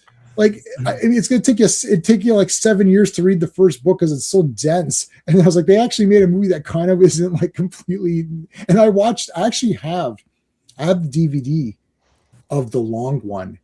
There's one that's like 3 hours. Yeah. That they actually. I don't know if you guys have seen. Yeah, I don't know if you guys have seen that version where the screen pauses and they explain things and they explain what's happening. So I have it. How long is it? Like 9 hours then? No, it's quite long. It's like over 3 hours, I think. Classic. Have you seen that version of Dune? Like you're talking about the Sci-Fi Channel? No. No, hold on. Oh, you mean the extended version? Yeah. Oh, yeah. I've got that. Yeah. Yeah, no, I'm telling you, Steve, it's crazy. The screen pauses. You're like, wait, what happened here? It's paused. And then That's it's like they're talking. So, okay, so there's the Benny Gesserit and the sisters. They're like, what? Oh my!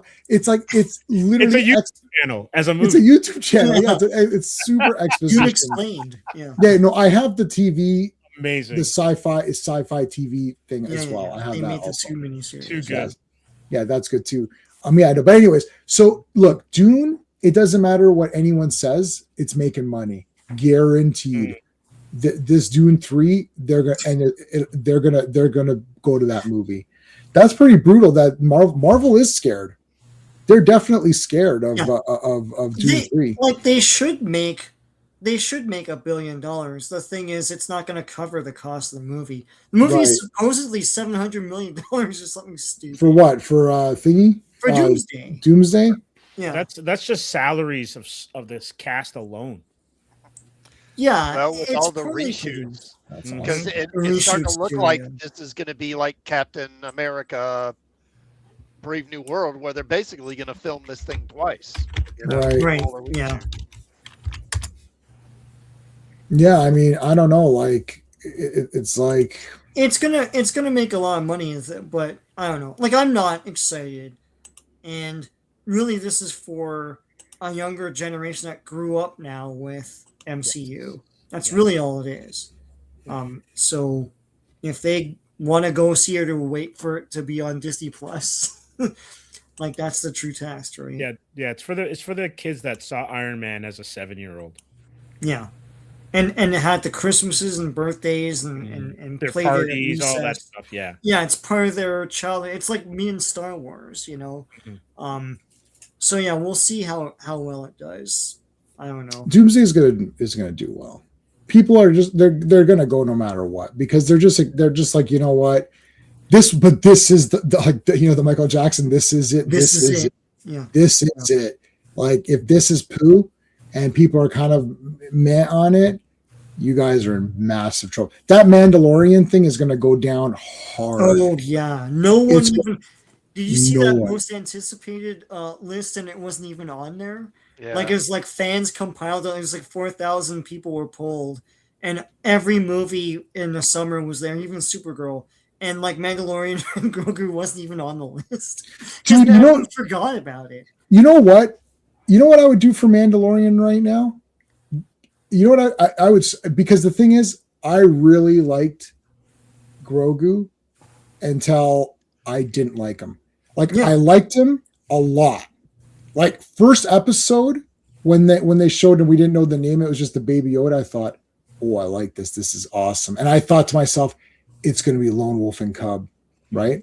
Yeah. I was like, this is going to be badass, right? And then I was like, all right, what's season 2 going to be? Oh, it's the same thing. I'm like, oh, but we already had this. It's like, okay, that's not what Star Wars does. It's supposed to be a new thing, right? Like, Mandalorian can stay, right? He can stay, but there needs to, and it's like, but they're like, oh, market, cash. I would I would have Grogu die, have like one scene in the beginning where he does like an epic battle, give him an epic out, like he fights a bunch of guys and he just gets overwhelmed and they stab the crap out of him and kill him.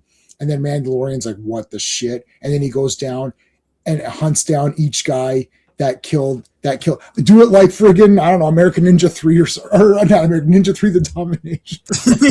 Like, he goes around killing. No, because then it's a revenge tale and make him go around. Because look, every Star Wars movie does this, right? Do High Plains Drifter, but Mandalorian. Yeah, and you can just see he can use his tagline when he's killing certain people. This is the way. Like no, you can't do that. This is the way. Like, you can do so much with it. Yeah. The thing with Grogu is that he was a much more interesting character when he was a mystery.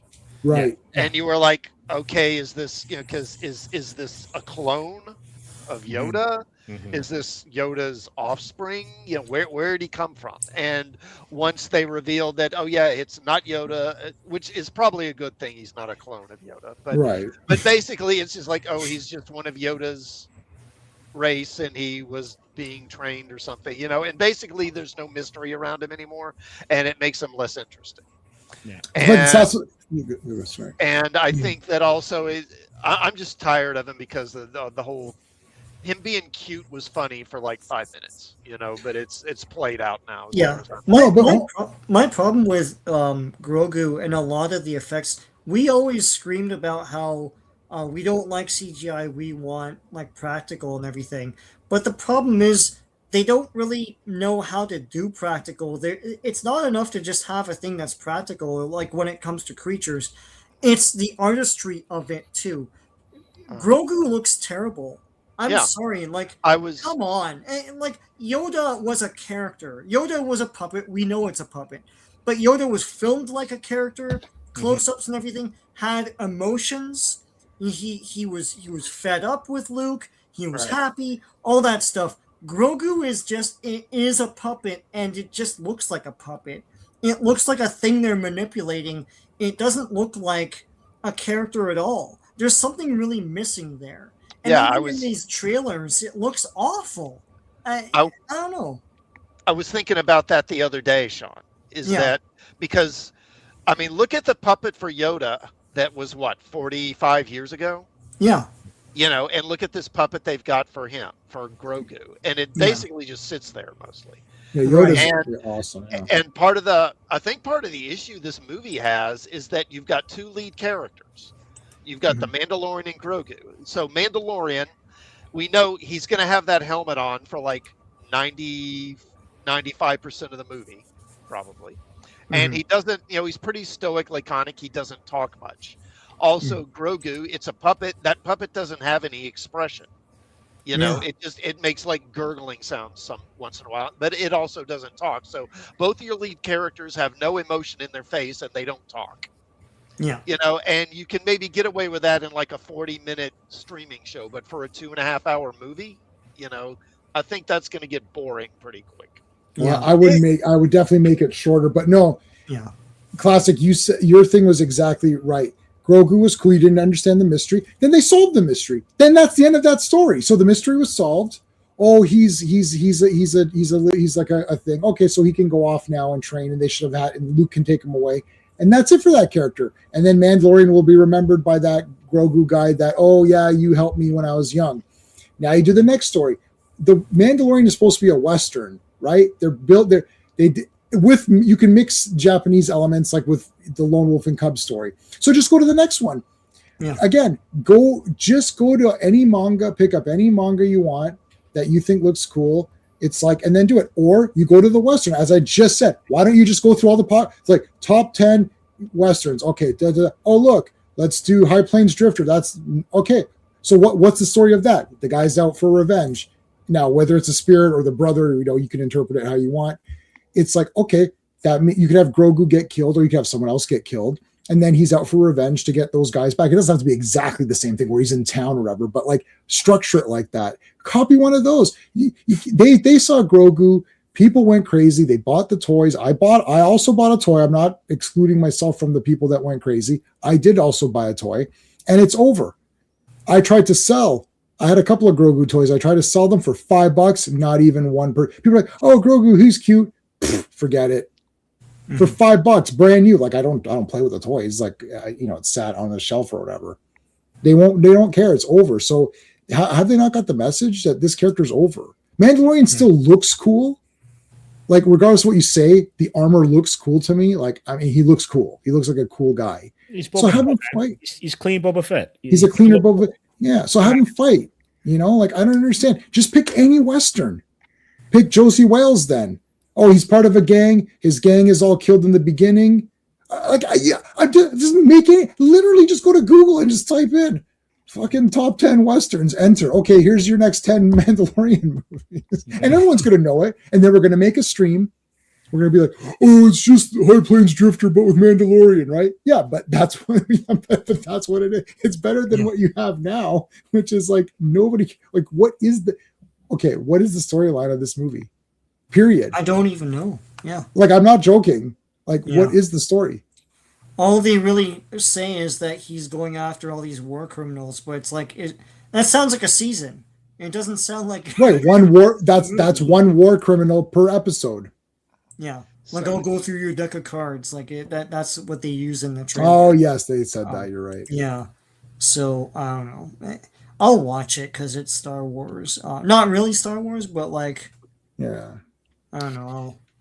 That's why Godzilla Minus Zero is the one I'm looking forward to, and I'm good with that. Anything Godzilla will be awesome. Yeah. They have not. I've liked the American ones. Definitely the Japanese one.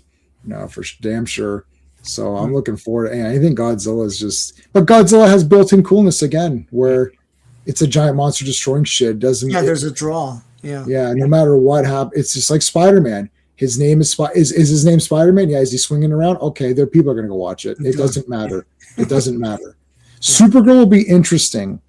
Because I don't think there's a lot of hype for Supergirl, the character. This is the fake Supergirl anyways, but they played a clip at CinemaCon, and so if you don't know, CinemaCon is supposed to be for all of the theater owners, right. and to see what they're going to show in their theaters, and then they'll figure out if they want to make more screens for them or whatever. Right. And they showed a thing from Supergirl, and apparently no one liked it was just sort of tepid, like no one was clapping much or anything. And one person described it as it's dark looking, it's all brown, like it's like that color grading bullshit. Right, it looks like shit. Yeah, it looks like crap. So It's I a don't know. Snyder film, basically. Yeah, basically, yeah. So we'll see how it does. I don't know. It's not going to do that well. Unless there's something in there that people really pick up on. I don't know. She's not very fun. I've been reading the Sophie Campbell Supergirl. I'm on issue 5 or 6 now. Apparently, Sophie Campbell actually read Supergirl comics, which is a bit shocking because like she's writing it and she's like, oh, look, Supergirl's a nice girl. She's a teen. Oh. She's doing teen things. So go ahead, Sean. I was going to say Clayface really is a movie. So they showed a bit of Clayface. It's like a horror movie or something. Mm-hmm. It's like, I don't. Okay. James Gunn was supposed to reboot the DC universe. So year 1, Superman movie. Okay, we don't like it, but it's a Superman movie. Year 2, Supergirl movie and Clayface movie. Like, what are you doing? Like, and that Trash Lantern show. Don't forget that. Pardon? The Trash Lanterns. Oh yeah, the show. Yeah, the lanterns. Trash Lanterns. Did that get released? Not yet. Oh, okay. Shit, Steve, I'm sorry. I didn't even realize you were cosplaying today as Green Lanterns. I am. I didn't realize you were wearing the Green Lantern outfit. That's going to be the outfit. Because it's just literally a brown hoodie. Drab Stewart. I'm Drab Stewart. You're doing. I can't believe there's no green. And and then you know what? I gotta say this word ago. I love the shills. I love what it's so absolutely fucking fake that like you can't even make a joke about. It's like, well, it doesn't matter if there's green and all that. It's like, what in the hell are you? The entire concept is based on the color spectrum. Like the red is a thing, the orange. Purple is a thing, the orange is a thing. So if there's any time that the colors matter, this is the time. Like this is the time that Flash, he didn't have the gold boots in the original television series. Mm-hmm. It was a full red suit. He only had the lightning highlights. He didn't have the yellow boots. Yeah. I remember when that show started, and I was like, man, he looks awesome. And then you showed his feet. I was like, oh, his boots aren't yellow. That sucks. And I literally thought that, and I love that show. And even at that time, I was like, oh, his boots aren't yellow. I was just like, oh, it's like, why can't his boots just be yellow and make it exact? Other than that, like up to his like kneecaps, it's like the exact Flash costume. Yeah. Right. Anyway, if there's one time where the green matters, the color it's this, and they remove that and try to be cool about it. It's like, guys, really? And the shills are like, well, it looks pretty good. It doesn't matter. It's like that's why I had that sort of J-Man unplugged or unhinged or whatever. I'm gonna call them unhinged. I had my unhinged Green Lanterns thing. It's like these people hate your guts. if you think Green Lantern's cool, the people making this think you're an idiot. They literally removed the green, and then they're pretending like it was fine. Lindelof does. He said it, and yeah, it was a joke. But like, I don't wouldn't care. even think to make that joke. So Make that joke. Respect the brand, man. yeah. Yeah. Anyways, that's it. Respect the stream and hit the like. Respect. Show us some respect. I don't know. Come back tomorrow. We're doing horror movies tomorrow, Wednesday. We're doing G.I. Joe Wednesday. That's going to be awesome. So come in on Wednesday. Thanks, guys. Bye. Hey friends, you've just been listening to J-Man, and he is the smartest person who ever lived. So make sure you like and subscribe.